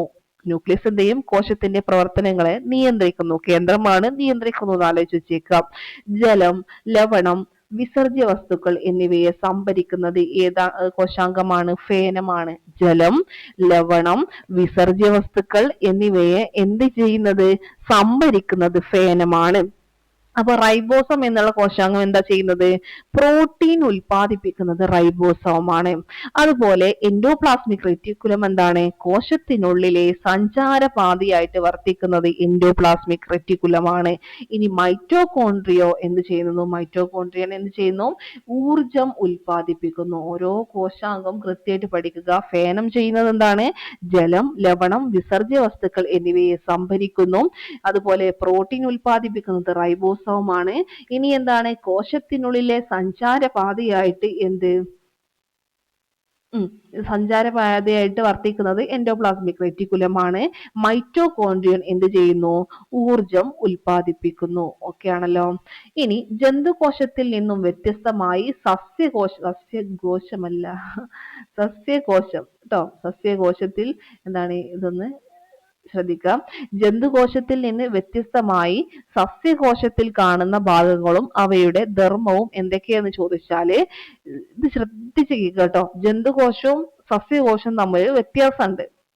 അത് വ്യത്യാസം എന്തിലൊക്കെ ഉള്ളതെന്നോ ചോദിച്ചാല്, ജന്തുകോശത്തിൽ നിന്ന് വ്യത്യസ്തമായിട്ട് സസ്യകോശത്തിൽ കാണുന്ന ഭാഗങ്ങൾ കോശഭിത്തി കാണപ്പെടും. സസ്യകോശത്തില് എന്തിനു വേണ്ടിയിട്ട്? കോശത്തെ സംരക്ഷിക്കാൻ സസ്യകോശത്തിൽ കോശഭിത്തി കാണപ്പെടുന്നു. ഇനി ക്ലോറോപ്ലാസ്റ്റ് എന്നുള്ള സംഭവം ഉണ്ട്. അതായത് പ്രകാശ സംശ്ലേഷണത്തിന് സഹായിക്കാൻ എന്തുണ്ട്? ജന്തുകോശത്തിൽ നിന്ന് വ്യത്യസ്തമായിട്ട് കാണപ്പെടുന്നതാണ് ക്ലോറോപ്ലാസ്റ്റ്. എന്തിനു വേണ്ടിയിട്ട്? പ്രകാശ സംശ്ലേഷണത്തിന് സഹായിക്കാൻ വേണ്ടിയിട്ട് അല്ലെ? ഇനി ന്യൂക്ലിയസ് കോശത്തിനുള്ളിലെ പ്രധാനപ്പെട്ട കോശാംഗമാണ്. കോശദ്രവ്യത്തിൽ കാണപ്പെടുന്ന ഫേനം, റൈബോസോം, എൻഡോപ്ലാസ്മിക് റെറ്റിക്കുലം, ക്ലോറോപ്ലാസ്റ്റ് തുടങ്ങിയവ മറ്റു കോശാംഗങ്ങളാണ്. ഇതിലെ സസ്യകോശത്തിൽ അല്ലെ? സസ്യകോശത്തിനും ജന്തുകോശത്തിനും എന്തുണ്ട്? രണ്ടിനും എന്തുണ്ട്? കോശസ്തരം ഉണ്ട്. സസ്യകോശങ്ങളിൽ കോശഭിത്തിയും സസ്യകോശങ്ങളിൽ എന്തുണ്ട്? കോശഭിത്തിയും അതുപോലെ ക്ലോറോപ്ലാസ്റ്റും കാണുന്നു. എന്നാൽ ഇവ ജന്തുകോശങ്ങളിൽ കാണപ്പെടുന്നുണ്ടോ? ഇല്ല അല്ലെ? അപ്പം ക്ലോറോപ്ലാസ്റ്റും കോശഭിത്തിയും എവിടെ കാണുന്നില്ല? ജന്തുകോശത്തിൽ കാണപ്പെടുന്നില്ല. സസ്യകോശത്തിലെ എന്താണ്? ഇവിടെ ഫേനം ട്ടോ. ഫേനം എന്നാണ്. അതൊക്കെ ടൈപ്പിംഗ് മിസ്റ്റേക്ക് ആണ്. സസ്യകോശത്തിലെ ഫേനം ജന്തുകോശത്തിലെ ഫേനത്തെക്കാൾ വലുതാണ്. സസ്യകോശത്തിലെ ഫേനം എന്താണ്? ജന്തുകോശത്തിലെ ഫേനത്തെക്കാൾ വലുതാണ് എന്നുള്ളത് മനസ്സിലാക്കി വെക്കുക. സസ്യകോശത്തിലെ ഫേനം എന്താണ്? ജന്തുകോശത്തിലെ ഫേനത്തെക്കാൾ വലുതാണ്. ജീവികൾ തമ്മിലുള്ള വലിപ്പ വ്യത്യാസത്തിന് കാരണം എന്താണ്? ഈ കോശങ്ങളുടെ എണ്ണത്തിലുള്ള വ്യത്യാസമാണ്. ഈ ജീവികൾ തമ്മിലുള്ള വലിപ്പ വ്യത്യാസം എന്തിന്റെ കാരണം കൊണ്ടാണ്? കോശങ്ങളുടെ എണ്ണത്തിലുള്ള വ്യത്യാസമാണ്. മനുഷ്യ ശരീരം വ്യത്യസ്ത തരത്തിലുള്ള കോശങ്ങളാൽ നിർമ്മിതമാണ്. ഓക്കെ, മനുഷ്യ ശരീരത്തിൽ വ്യത്യസ്ത തരം കോശങ്ങളുണ്ട്. നാഡീകോശങ്ങൾ, രക്തകോശങ്ങൾ, പിന്നെ എന്താണ്? ഇവിടെയും കൂടെ ഒരു മിസ്റ്റേക്ക് ഉണ്ട്. എന്താണ്? PC അല്ല, പേശി. ഓക്കെ, പേശി കോശങ്ങൾ. ഓക്കെ, അപ്പൊ നാഡീകോശങ്ങൾ, രക്തകോശങ്ങൾ, അതുപോലെ എന്താണ്? പേശീകോശങ്ങൾ അല്ലെ, പേശീകോശങ്ങൾ എന്നിങ്ങനെ 200ഓളം വ്യത്യസ്ത ഇനം കോശങ്ങളുണ്ട്. മനുഷ്യ ശരീരം എന്നുള്ളത് എന്താണ്? വ്യത്യസ്ത തരത്തിലുള്ള കോശങ്ങളാൽ നിർമ്മിതമാണെന്ന് പറഞ്ഞു. ഏതൊക്കെയുണ്ട് കോശങ്ങള്? നാഡീകോശങ്ങളുണ്ട്, രക്തകോശങ്ങളുണ്ട്, പേശീകോശങ്ങളുണ്ട്. ഇത് ഇത് മാത്രമല്ല, ഇങ്ങനെയുള്ള 200ഓളം വ്യത്യസ്ത ഇനം കോശങ്ങളുണ്ട്. സമാനമായ ആകൃതിയുള്ളവയും ഒരേ ധർമ്മം നിർവഹിക്കുന്നതുമായ കോശങ്ങളുടെ കൂട്ടത്തെ നമുക്ക് എന്ത് പറയാം? കലകൾ അല്ലെ. കലകൾ എന്ന് പറയുമ്പോൾ കോശങ്ങളുടെ കൂട്ടമാണ്. സമാനമായ ആകൃതിയുള്ളവയും ഒരേ ധർമ്മം നിർവഹിക്കുന്നതുമായ കോശങ്ങളുടെ കൂട്ടായ്മയാണ് എന്ത് പറയുന്നത്? കൂട്ടമാണ് കലകൾ എന്ന് പറയുന്നത്. ഓക്കെ. ഇനി ജന്തുക്കളിൽ ശരീരം പൊതിഞ്ഞു സൂക്ഷിക്കുന്ന ഭാഗമാണ് എന്തെന്ന് പറയുന്നത്? ത്വക്ക് അല്ലെ. ഇത് കോശങ്ങളുടെ എന്താണ്? ഒരു കൂട്ടായ്മയാണ്. ഇനി കോശങ്ങൾ ചേർന്ന് എന്തുണ്ടാവും എന്ന് മനസ്സിലാക്കാൻ നമുക്ക് കലകൾ ഉണ്ടാകുന്നു. ഓക്കെ. ഈ നാഡീകോശങ്ങൾ കൂടി ചേർന്ന് നാഡീ കലകൾ, പേശീകോശങ്ങൾ കൂടി ചേർന്ന് അപ്പൊ എന്തുണ്ടാവും? പേശി കലകൾ എന്നിങ്ങനെ പലതരം കലകൾ നമ്മുടെ ശരീരത്തിൽ ഉണ്ട്. ഓക്കെ. പിന്നെന്താണ്?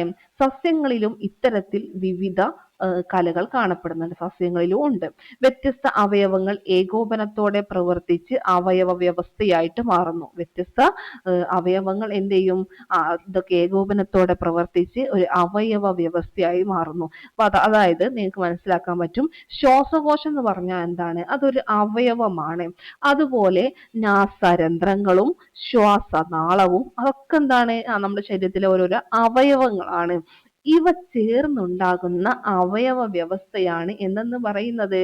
ശ്വസന വ്യവസ്ഥ എന്ന് പറയുന്നത്. ഓക്കെ. ശ്വാസകോശമുണ്ട്, ശ്വാസനാളുണ്ട്, നാസാരന്ധ്രങ്ങളുണ്ട്. ഇതൊക്കെ ഓരോരോ അവയവങ്ങളാണ് നമുക്കറിയാം. ഇതെല്ലാം ചേർന്നിട്ടുണ്ടാകുന്ന അവയവ വ്യവസ്ഥയാണ് ശ്വസന വ്യവസ്ഥ എന്ന് പറയുന്നത്. ഇനി രക്തപര്യന വ്യവസ്ഥ മറ്റൊരു അവയവ വ്യവസ്ഥയാണ്.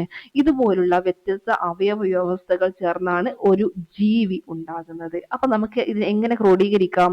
കോശങ്ങൾ ചേർന്ന് കലകൾ, കലകൾ ചേർന്ന് അവയവങ്ങൾ, അവയവങ്ങൾ ചേർന്ന് അവയവ വ്യവസ്ഥ. ഈ അവയവ വ്യവസ്ഥ ചേർന്ന് എന്തുണ്ടാവും? ഒരു ജീവി ഉണ്ടാവുന്നു. ഓക്കെ, മനസ്സിലായോ? അപ്പൊ ഇത്രയും കാര്യങ്ങളാണ് നമുക്ക് SCERT ഫാക്റ്റ് ആയിട്ട് നമുക്ക് പഠിക്കാനുള്ളത് കേട്ടോ. പിന്നെ കുറച്ച് കാര്യങ്ങൾ ഇൻഫോ പ്ലസ് എന്ന് പറഞ്ഞിട്ട് നിങ്ങൾക്ക് കുറച്ച് കാര്യങ്ങൾ ഇമ്പോർട്ടൻ്റ് ആയിട്ടുള്ള പ്രീവിയസ് ഇയർ ക്വസ്റ്റ്യൻസിൽ നിന്നും ഉള്ള കുറച്ച് കാര്യങ്ങളൊക്കെ എടുത്തിട്ടുള്ള ഒരു ചെറിയൊരു നോട്ടും കൂടെ നിങ്ങൾക്ക് ഇന്ന് പഠിക്കാനായിട്ടുണ്ട്. നോക്കുക. 1946 ഭരണഘടനാ അസംബ്ലിയുടെ ആകെ അംഗസംഖ്യ എത്രയായിരുന്നു? 389. 1946 ഭരണഘടനാ അസംബ്ലിയുടെ ആകെ അംഗസംഖ്യ എത്രയായിരുന്നു? 389. ഭരണഘടനാ നിയമനിർമ്മാണ സഭയുടെ ആദ്യ യോഗം നടന്നത് എന്നാണ്? 1946 ഡിസംബർ 9. ഭരണഘടനാ നിയമനിർമ്മാണ സഭയുടെ ആദ്യ യോഗം 1946 ഡിസംബർ 9. PYQ ആണ് ഈ പറഞ്ഞത്. രണ്ടും PYQ ആണ്. അതുപോലെ ഇനി വരുന്ന ഒക്കെ PYQ ആണ് കേട്ടോ. ആദ്യ സമ്മേളനത്തിൽ പങ്കെടുത്തവരുടെ എണ്ണം എത്രയാണെന്നറിയോ? ആദ്യ സമ്മേളനത്തിൽ പങ്കെടുത്തത് 207 പേരായിരുന്നു. ഓക്കെ. അപ്പൊ സമ്മേളനത്തിൽ പങ്കെടുത്തവർ 207. 46 ഭരണഘടനാ അസംബ്ലിയുടെ ആകെ അംഗസംഖ്യ 389. ഇനി ഇന്ത്യ വിഭജനത്തിന് ശേഷം നിയമനിർമ്മാണ സഭയിലെ അംഗങ്ങളുടെ എണ്ണം എത്രയായി? 299 നമ്മൾ 389 പേരുണ്ടെന്ന് പറഞ്ഞു. വിഭജനം അല്ലെ, ഇന്ത്യ പാകിസ്ഥാൻ വിഭജനത്തിന് ശേഷം നിയമനിർമ്മാണ സഭയിലെ അംഗങ്ങളുടെ എണ്ണം എത്രയായി? 299.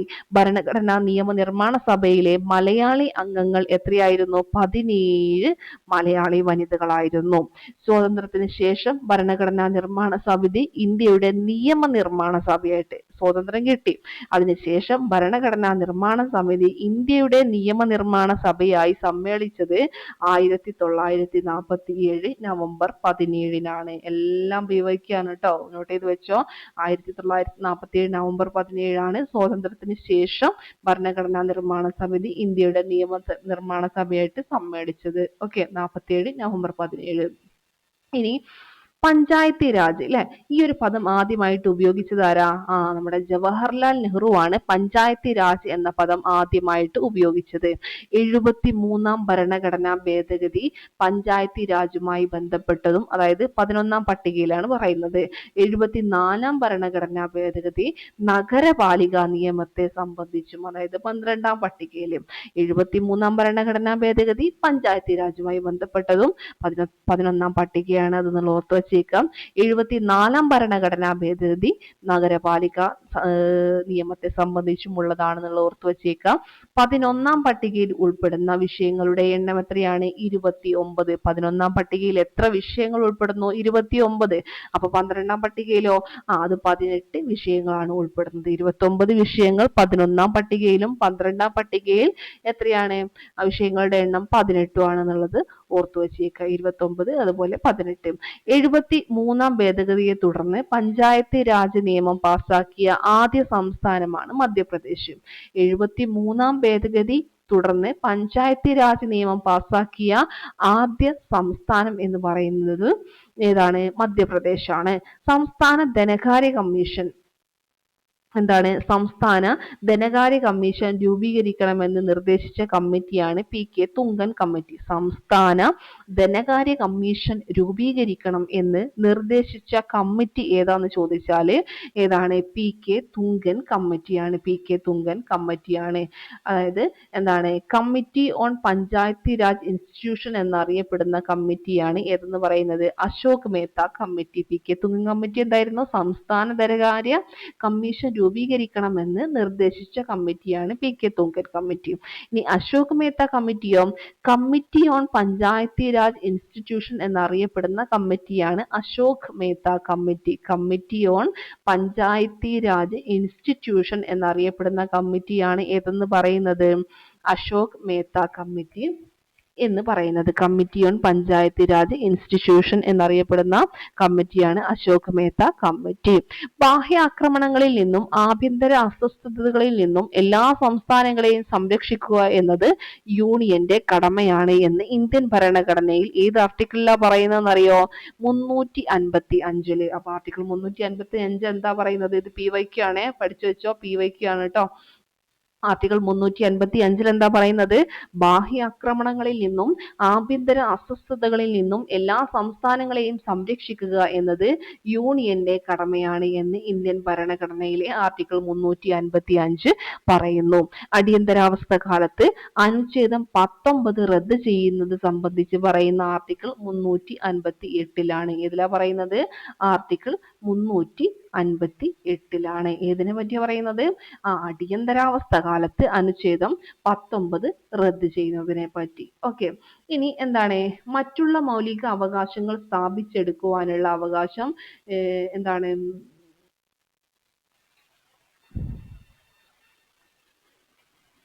ഇവിടെ ഋതു എന്നല്ല, റദ്ദ്. ഓക്കെ. അപ്പൊ എന്താണ്?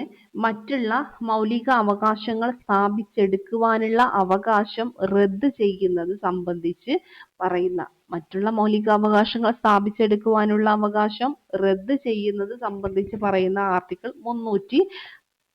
359ലാണ്. മറ്റുള്ള മൗലിക അവകാശങ്ങൾ സ്ഥാപിച്ചെടുക്കാനുള്ള അവകാശം എന്താണ്? റദ്ദ് ചെയ്യുന്നത് സംബന്ധിച്ച് പറയുന്നത് 359ലാണ്. ഓക്കെ. അപ്പൊ ഇത് ഈ ആർട്ടിക്കിളുകളൊക്കെ ഒന്ന് പഠിച്ചു വെച്ചേക്കാം. ഇത് മാത്രമൊന്നുമല്ല, നമുക്ക് പഠിക്കാൻ ഒരുപാടുണ്ട് കേട്ടോ. അപ്പൊ ഇതിപ്പോ നിങ്ങൾ ഇപ്പൊ തന്നെ നിങ്ങൾ കൃത്യമായിട്ട് പഠിച്ചു വെച്ചേക്കാം കേട്ടോ. ഇനി നമുക്ക് കുറച്ച് കൺഫ്യൂസിങ് ഫാക്ട്സ് കൂടെ പറഞ്ഞിട്ട് നമുക്ക് എന്ത് ചെയ്യാം? ഈ ക്ലാസ് വൈൻഡപ്പ് ചെയ്യാം കേട്ടോ. ഓക്കെ. ആരാ കേരള ചോസർ എന്നറിയപ്പെടുന്നത്? കേരള ചോസർ ചീരാമകവി. കേരള ചോസർ ചീരാമകവി. എന്റെ കൂടെ പറഞ്ഞു പോവാട്ടോ. കേരള ചോസർ എന്നറിയപ്പെടുന്നത് ചീരാമകവി. ചീരാമ കിട്ടില്ലോ. കേരള ചോസർ ചീരാമകവി. കേരള ചോസർ ചീരാമകവി. ഋതുക്കളുടെ കവി. ഇത് പിന്നെ നമുക്ക് മാറി പോകാൻ ചാൻസ് ഇല്ല. ചെറുശ്ശേരി എല്ലാവർക്കും അറിയാവുന്നുണ്ടാവും. ഋതുക്കളുടെ കവി ചെറുശ്ശേരി. ഋതുക്കളുടെ കവി ചെറുശ്ശേരി. കേരള കാളിദാസൻ അറിയുന്നുണ്ടാവും. കേരള വർമ്മ വലിയ കോയിത്തമ്പുരാനാണ് കേരള കാളിദാസൻ എന്നറിയപ്പെടുന്നത്. കേരള കാളിദാസൻ, കേരള വർമ്മ വലിയ കോയിത്തമ്പുരാൻ. ഇനി കേരള മോപ്പസാങ് ആരാണ്? തകഴി ശിവശങ്കരപ്പിള്ള. കേരള മോപ്പസാങ് എന്നറിയപ്പെടുന്നത് തകഴി ശിവശങ്കരപ്പിള്ള. കേരള വ്യാസൻ എന്നറിയപ്പെടുന്നത് കൊടുങ്ങല്ലൂർ കുഞ്ഞിക്കുട്ടൻ തമ്പുരാൻ. കൊടുങ്ങല്ലൂർ കുഞ്ഞിക്കുട്ടൻ തമ്പുരാനാണ് എന്തെന്നറിയപ്പെടുന്നത്? കേരള വ്യാസൻ എന്ന് അറിയപ്പെടുന്നത്. അപ്പൊ കേരള ചോസർ എന്നറിയപ്പെടുന്നത് ആരാണ്? അത് നമ്മുടെ ആരാണ്? കേരള ചോസർ ശ്രീരാമകവി. ഋതുക്കളുടെ കവി ചെറുശ്ശേരി. കേരള കാളിദാസൻ കേരളവർമ്മ വലിയ കോയിത്തമ്പുരാൻ. കേരള മോപ്പസാങ് തകഴി ശിവശങ്കരപ്പിള്ള. കേരള വ്യാസൻ കൊടുങ്ങല്ലൂർ കുഞ്ഞിക്കുട്ടൻ തമ്പുരാൻ. ഓക്കെ, ഇനി കേരള സ്കോട്ട്. നമുക്ക് ഇംഗ്ലീഷ് പ്രീവിയസ് ഇയർ ക്വസ്റ്റ്യൻസും കൂടെ നോക്കാം കേട്ടോ, ഞാനത് വിട്ടുപോയിട്ടുണ്ട്. ഓക്കെ, അതും കൂടെ നോക്കാനുണ്ട്. പിന്നെ നിങ്ങൾക്ക് ബ്രേക്ക് എടുക്കണം എന്നുണ്ടെങ്കിൽ ഞാൻ നേരത്തെ പറഞ്ഞല്ലോ, ബ്രേക്ക് എടുക്കാം. ബ്രേക്ക് എടുത്തതിന് ശേഷം കുറച്ച് ഒരു 5 മിനിറ്റ് 10 മിനിറ്റ് ഒക്കെ കഴിഞ്ഞിട്ട് പിന്നെ അടുത്ത ക്ലാസ് ഫുള്ളാക്കിയാൽ മതി കേട്ടോ. ഓക്കെ, ഇത് ഞാനിത് എടുത്തു എന്നുള്ള ഒരു ഓർമ്മയിലാണ് നിന്നിരുന്നത് കേട്ടോ. ഓക്കെ, പോട്ടെ. അപ്പോൾ കേരള മോപ്പസാങ് തകഴി ശിവശങ്കരപ്പിള്ള. കേരള വ്യാസൻ കൊടുങ്ങല്ലൂർ കുഞ്ഞിക്കുട്ടൻ തമ്പുരാൻ. കേരള സ്കോട്ട് എന്നറിയപ്പെടുന്നത് ആരാ? CV Raman Pillai. Kerala Scott. Kerala Scott CV സ സ സ അല്ലെ. Kerala Scott CV Raman Pillai. കേരള വ്യാസൻ കൊടുങ്ങല്ലൂർ കുഞ്ഞിക്കുട്ടൻ തമ്പുരാൻ. ദാർശനിക കവി എന്നറിയപ്പെടുന്നത് ആരാ? G ശങ്കരക്കുറുപ്പാണ്. ദാർശനിക കവി എന്നറിയപ്പെടുന്നത് G ശങ്കരക്കുറുപ്പ്. നിളയുടെ കവി. നിളയുടെ കവി എന്നറിയപ്പെടുന്നത് ആരാ? P കുഞ്ഞിരാമൻ നായർ. നിളയുടെ കവി എന്നറിയപ്പെടുന്നത് P കുഞ്ഞിരാമൻ നായർ. നിളയുടെ കഥാകാരൻ ആരാണ്? MT വാസുദേവൻ നായർ. നിളയുടെ കവി. മാറിപ്പോവരുതേ, കവി കഥാകാരൻ വ്യത്യാസമുണ്ട്. നിളയുടെ കവി P കുഞ്ഞിരാമൻ നായരും കഥാകാരൻ നമുക്കറിയാലോ MT വാസുദേവൻ നായരും. P കുഞ്ഞിരാമൻ നായരും MT വാസുദേവൻ നായരും ആണ് എന്ത്? നിളയുടെ കവി P കുഞ്ഞിരാമൻ നായരും നിളയുടെ കഥാകാരൻ MT വാസുദേവൻ നായരുമാണ്. കേരള സ്കോട്ട് ആരായിരുന്നു? CV രാമൻപിള്ള. ദാർശനിക കവി G ശങ്കരക്കുറുപ്പ്. കേരള മോപ്പസാങ് തകഴി ശിവശങ്കരപ്പിള്ള. കേരള കാളിദാസൻ കേരളവർമ്മ വലിയ കോയിത്തമ്പുരാൻ. കേരള വ്യാസൻ കൊടുങ്ങല്ലൂർ കുഞ്ഞിക്കുട്ടൻ തമ്പുരാൻ. നിങ്ങൾക്ക് പഠിക്കാൻ വേണ്ടിയിട്ട് വീണ്ടും വീണ്ടും പറയാട്ടോ. ഓക്കെ, അപ്പൊ ഇനി നമുക്ക് എന്ത് ചെയ്യാം? നമ്മുടെ ഇംഗ്ലീഷ് പ്രീവിയസ് ഇയർ ക്വസ്റ്റ്യൻ കൂടെ നോക്കാം അല്ലെ. ഓക്കെ, അപ്പോ ഫസ്റ്റ് ക്വസ്റ്റ്യൻ എന്ന് പറയുന്നത് identify the word with the correct spelling. Spelling correct ആക്കാനാണ് പറഞ്ഞിട്ടുള്ളത്. കറക്റ്റ് സ്പെല്ലിംഗ് ആണ് ചോദിച്ചിട്ടുള്ളത്. ഓക്കെ, ഇവിടെ തന്നിട്ടുണ്ടായിരുന്നത് കൺസെൻസസ് അല്ലെ, അതിന്റെ സ്പെല്ലിംഗ് ആണ് ചോദിച്ചിട്ടുള്ളത്. പല രീതിയിൽ അവർ തന്നിട്ടുണ്ട്. CONSCENSUS തന്നിട്ടുണ്ട്, CONCESUS തന്നിട്ടുണ്ട്. അപ്പൊ നമുക്കറിയാം, നമ്മൾ ഇന്നലെ നമ്മൾ എടുത്തിരുന്നത് അല്ലെ കൺസെൻസസ്. അപ്പോൾ ഇതിന്റെ എന്താണ് കറക്റ്റ് സ്പെല്ലിംഗ് എന്ന് പറയുന്നത് പഠിച്ചു വെച്ചേക്കുക. CONSENSUS എന്നുള്ളതാണ് കൺസെൻസസ് എന്നുള്ളതിന്റെ കറക്റ്റ് സ്പെല്ലിംഗ്. നെക്സ്റ്റ് ക്വസ്റ്റ്യൻ എന്ന് പറയുന്നത് fill in the blank with the appropriate article. I need dash new laptop for my work. I need dash new laptop for my work എന്നുള്ളതാണ് question. ഇതിന്റെ answer എന്ന് പറയുന്നത് എന്താണ്? A അല്ലെ. Okay, A എന്നുള്ളതാണ്. അതായത് ഇവിടെ ഒരു പുതിയ ലാപ്ടോപ്പ് എന്നർത്ഥമാണ് വരേണ്ടത് അല്ലെ. അപ്പോൾ വാക്കില് എന്താണ് ഇവിടെ? New laptop. ന്യൂ എന്നുള്ളത് എന്താണ്? ഇത് നമുക്കറിയാം ആർട്ടിക്കിൾസ് നമ്മൾ നമ്മുടെ ചാനലിൽ ആർട്ടിക്കിൾസിനെ കുറിച്ച് എടുത്തിട്ടുണ്ട് കേട്ടോ. അത് കാണാത്തവർ അത് കാണുക. അതായത് എങ്ങനെയാണ് ചേർക്കേണ്ടത്. നമ്മള് AND അല്ലെ. ഇതില് എന്നുള്ളത് എന്താണ്? ഇൻഡെഫിനിറ്റ് ആർട്ടിക്കിളും D എന്നുള്ളത് ഡെഫിനിറ്റ് ആർട്ടിക്കിളുമാണ്. ഇതിൽ വവ്വൽസ് എന്ന് പറയുമ്പോൾ എന്താണ്? സ്വരാക്ഷരങ്ങൾക്ക് മുമ്പില് സ്വരാക്ഷരം എന്ന് പറയുമ്പോൾ നമ്മൾ മലയാളത്തിലെ സ്വരാക്ഷരം ആലോചിച്ച് നോക്കുക. ആ ഇ ഈ ഉ അല്ലെ. ആ ഒരു സൗണ്ടിൽ വരുന്ന ഇതിന് മുന്നേ നമ്മൾ എന്ത് ചെയ്യുക? സൗണ്ടാണ് നോക്കേണ്ടത്.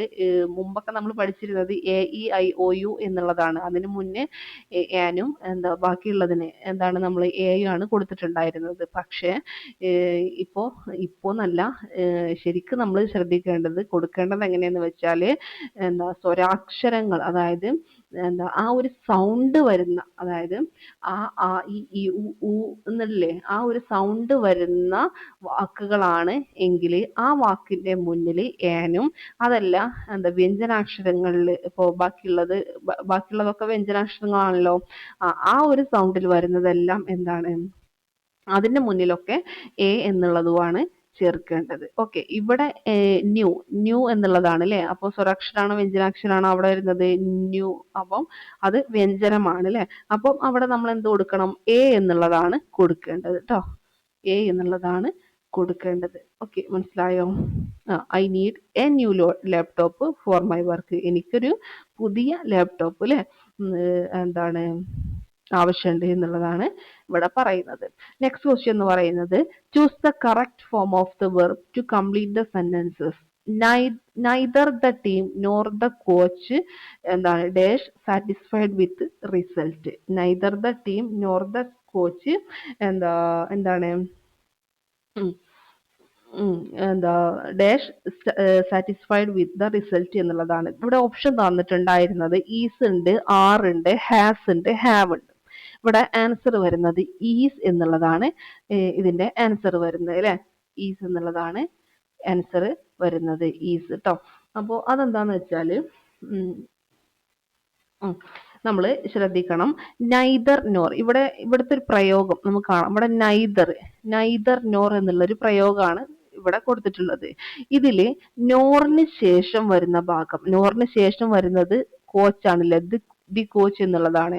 ഈ കോച്ച് എന്താണ് അതിനനുസരിച്ച് ഇവിടെ എന്താണ് ഇവിടെ തന്നിട്ടുള്ളത് എന്താണ് പ്ലൂരൽ ആണെങ്കിൽ നമുക്ക് ഇവിടെയും എന്ത് വരണം? പ്ലൂരൽ വരണം. ഓക്കെ, ഇനി ഇവിടെ ഇപ്പൊ തന്നിട്ടുള്ളത് ദ കോച്ച് എന്നുള്ളത് എന്താണ്? ഒരു സിംഗുലർ ആണ് അല്ലെ. അപ്പോൾ അതെന്താണ്? അപ്പൊ അതിനുശേഷം വരുന്ന ഭാഗത്തിനനുസരിച്ചിട്ട് വേണം നമ്മൾ എന്ത് ചെയ്യണം? അടുത്ത വെർബ്, അതായത് സിംഗുലർ ആണെങ്കിൽ നോറിന് ശേഷം സിംഗുലർ വന്നാൽ സിംഗുലർ വെർബാണ് ഇവിടെ കൊടുക്കേണ്ടത്. അപ്പൊ തന്നിട്ടുള്ള ഓപ്ഷൻ എന്തൊക്കെയായിരുന്നു? ഈസ്, ആറ്, ഹാസ്, ഹാവ് അല്ലെ. അപ്പൊ ഇവിടെ നമുക്ക് യോജിച്ചിട്ടുള്ളത് ഏതാണ്? പിന്നെ ഈസ് എന്നുള്ളതാണ്. Neither the team nor the coach is എന്നുള്ളതാണ് ഇവിടെ കൊടുക്കേണ്ടത് കേട്ടോ. ഓക്കെ, ഇനി അടുത്ത ക്വസ്റ്റ്യൻ എന്ന് പറയുന്നത് convert the following sentence into passive voice. Passive വോയിസും ആക്റ്റീവ് വോയിസും ഒക്കെ നമ്മൾ പഠിച്ചിട്ടുണ്ട്. നമ്മുടെ ചാനലിൽ തന്നെ അതിന്റെ ക്ലാസ്സുകളൊക്കെ തന്നിട്ടുണ്ട് നിങ്ങൾക്ക്. Passive voice, my mother prepared A delicious meal എന്നുള്ളതാണ് ഇവിടെ തന്നിട്ടുള്ള ആക്റ്റീവ് വോയിസിൽ തന്നിട്ടുള്ള സെന്റൻസ് എന്ന് പറയുന്നത്. My mother prepared A delicious meal എന്നുള്ളതാണ്. അപ്പോ ഇവിടെ ഈ ഇതുണ്ടല്ലോ, സെന്റൻസ് ഉണ്ടല്ലോ, ഇത് എന്തിലാണ്? സിമ്പിൾ പാസ്റ്റിലാണ് തന്നിട്ടുള്ളത്. സിമ്പിൾ പാസ്റ്റ്, അതായത് സബ്ജക്റ്റ് പ്ലസ് എങ്ങനെയാണ്? സബ്ജക്റ്റ് പ്ലസ് വെർബിന്റെ രണ്ടാമത്തെ രൂപം അല്ലെ, അതാണ് പാസ്റ്റ് അല്ലെ. രണ്ടാമത്തെ രൂപം പ്ലസ് ഒബ്ജക്റ്റ് ആണ് തന്നിട്ടുള്ളത്. അപ്പൊ നമ്മൾ എന്ത് ചെയ്യണം? അതിനെ നമ്മൾ എന്തിലേക്ക് മാറ്റാണ് ഇനി വേണ്ടത്? പാസീവ് വോയിസിലേക്ക് മാറ്റാണ് വേണ്ടത്. പാസീവ് വോയിസിൽ എന്ത് ചെയ്യും? ഇവിടുത്തെ സബ്ജക്റ്റ് എന്ന് പറയുന്നത്, പാസീവ് വോയിസിലെ സബ്ജക്റ്റ് എന്ന് പറയുന്നത് ആക്റ്റീവ് വോയിസിലെ ഒബ്ജക്റ്റ് ആയിരിക്കും. അപ്പോൾ അത് സബ്ജക്റ്റ് പ്ലസ് പിന്നെന്താണ്? പിന്നെ വാസോ അല്ലെങ്കിൽ വേറോ അല്ലെ. നമുക്കറിയാം പാസ്റ്റിലാണ് തന്നിട്ടുള്ളത്. അപ്പൊ സബ്ജക്റ്റ് പ്ലസ് വാസ് ഓർ അല്ലെങ്കിൽ വേർ അല്ലെ. നമുക്ക് ഏത് സിംഗുലർ ആണോ പ്ലൂറൽ ആണോ എന്നതിന് അനുസരിച്ചിരിക്കും അത്. വേർ പ്ലസ് എന്ത് ചെയ്യും? V3 ഫോം ആണ്. എപ്പോഴും V3 ഫോം ആണ് കൊടുക്കേണ്ടത്. അപ്പൊ എങ്ങനെ വരും നമുക്ക്? ഇവിടുത്തെ സബ്ജക്റ്റ് ഏതാണ്? ഇവിടുത്തെ ഒബ്ജക്റ്റ് ഏതാണ്? എ ഡെലീഷ്യസ് മീൽ അല്ലെ. എ ഡെലീഷ്യസ് മീല് വാസ് എന്ത് ചെയ്യും? എ ഡെലീഷ്യസ് മീൽ വാസ് എന്ത് ചെയ്യും? പ്രിപ്പയർഡ് ബൈ മൈ മദർ എന്നുള്ളതായിരിക്കും ആൻസർ വരിക. ഓക്കെ, ഞാൻ ഇതിന്റെ ആൻസർ കൊടുത്തിട്ടില്ല അല്ലെ. ഓക്കെ, അപ്പൊ അതങ്ങനെയാണ് കേട്ടോ. A delicious meal was prepared എന്ത് ചെയ്യും? ഇങ്ങനെ എഴുതണോ? എന്താണ്? എ ഡെലീഷ്യസ് എന്താണ്?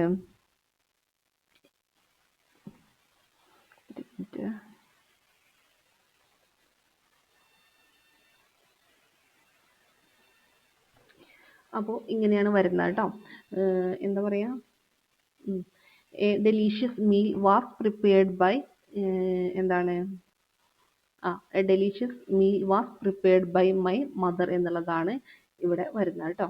ഓക്കെ, ഇനി identify the antonym for the word benevolent. ബെനവലന്റിന്റെ ആന്റണിമാണ് ചോദിച്ചിട്ടുള്ളത്. എന്താണ് മെലവലന്റ്. എന്താണ് ബെനവലന്റ്? ബെനവലന്റ് എന്ന് വെച്ചാൽ എന്താണ്? കൈൻഡ് എന്നാണ് അർത്ഥം കേട്ടോ. ബെനവലന്റ് എന്ന് വെച്ചാൽ എന്താണ്? കൈൻഡ് എന്നാണ് അർത്ഥം വരുന്നത്. അത് എന്താണ്? അതിന്റെ ഓപ്പോസിറ്റ് ആണ് മെലവലന്റ് എന്ന് പറയുന്നത്. ഓക്കെ. അടുത്ത ക്വസ്റ്റ്യൻ എന്ന് പറയുന്നത് what does A T M commonly refer to in banking. അതായത് എ ടി എമ്മിന്റെ ഫുൾ ഫോം ആണ് ചോദിച്ചിട്ടുള്ളത്. Automated teller machine. ഇമ്പോർട്ടൻ്റ് ആണ്, പഠിച്ചു വെച്ചേക്കുക. ഓട്ടോമേറ്റഡ് ടെല്ലർ മെഷീൻ ആണ് കേട്ടോ. Which of the following is A synonym for voracious. Voracious എന്നുള്ളതിന്റെ സിനോണിം ആണ് ചോദിച്ചിട്ടുള്ളത്. വൊറേഷ്യസ് ഇവിടെ മറ്റ് ഓപ്ഷനിൽ എന്തൊക്കെയാണ് കൊടുത്തിട്ടുണ്ടായിരുന്നത്? ഇൻസാറ്റിയബിൾ, ഇൻഡിഫറൻറ്റ്, മോഡസ്റ്റ്, റിലക്റ്റന്റ് എന്നൊക്കെ കൊടുത്തിട്ടുണ്ടായിരുന്നു. ഇതിൽ ഇൻസാറ്റിയബിൾ എന്ന് പറഞ്ഞാൽ ആർത്തിയുള്ള എന്നുള്ളതാണ് അതിന്റെ എന്ത് വരുന്നത്? അർത്ഥം വരുന്നത് കേട്ടോ. അപ്പോൾ which of the following is synonym for voracious? Insatiable. ഇനി let's go for a walk. എന്താണ് let's go for a walk? Add ആണ് കേട്ടോ. ആൻഡ് അല്ല, എന്താണ് add? Add suitable question tag അല്ലേ ടു ദ സെന്റൻസ്. ഇതിൽ ഇപ്പോൾ നിങ്ങൾക്ക് ഇങ്ങനെ ഇപ്പോൾ 2 ക്വസ്റ്റ്യൻ പേപ്പർ ഇന്നലെ നമ്മൾ ഇംഗ്ലീഷിൻ്റെത് 2 ചെയ്തിട്ടുണ്ട്, ഇന്നലെ മിനിയാന്നുമായിട്ട്. മൂന്നാമതാണ് ഇപ്പോൾ ചെയ്തുകൊണ്ടിരിക്കുന്നത്. അതിലൊക്കെ നമുക്ക് എന്ത് കാണാൻ പറ്റും? ക്വസ്റ്റ്യൻ ടാഗ്, റിപ്പീറ്റഡ് കാര്യങ്ങൾ കാണാനായിട്ട് പറ്റില്ല. Passive voice, active voice, reported speech, എന്താ ഡയറക്റ്റ് സ്പീച്ച്, റിപ്പോർട്ടഡ് സ്പീച്ച് എല്ലാം കാണാൻ പറ്റും. അപ്പം ആ ഒരു ഭാഗങ്ങളൊക്കെ കൃത്യമായിട്ട് നമ്മൾ ഇംഗ്ലീഷിൻ്റെ കാര്യത്തിൽ പഠിച്ചു പോകണം കേട്ടോ. അപ്പോൾ ഇവിടെ ലെറ്റ്സ് ഗോ ഫോർ എ വാക്ക് എന്നുള്ളതിൻ്റെ എന്താണ് സ്യൂട്ടബിൾ ക്വസ്റ്റ്യൻ ടാഗ് ചോദിച്ചാൽ ഷാൽ വി ആണ്. ഷാൽ വി എന്ന് പറയുമ്പം എന്താണ്? ലെറ്റ്സ് അല്ലേ. ഇവിടെ തുടങ്ങുന്നത് എങ്ങനെയാണ്? ലെറ്റ്സ് എന്നാണ്. ലെറ്റ്സിന്റെ ടാഗ് എപ്പോഴും എന്തായിരിക്കും? ഷാൽ വി ആയിരിക്കും കേട്ടോ. ഷാൽ വി ആണ് എന്നുള്ളത് ഓർക്കുക. ഓക്കെ. അപ്പോൾ എന്താ, അതായത് അത്ര തന്നെ. അപ്പോൾ ഇത്രയും കാര്യങ്ങളാണ് നമുക്ക് ഇന്ന് പഠിക്കാനായിട്ടുള്ളത്. അപ്പോൾ കൃത്യമായിട്ട് പഠിക്കുക. പഠിച്ചതിന് ശേഷം രാത്രി നിങ്ങൾക്ക് തരുന്ന എക്സാം അറ്റൻഡ് ചെയ്യുക കേട്ടോ. ഓക്കെ. അപ്പോൾ ശരി. Thank you.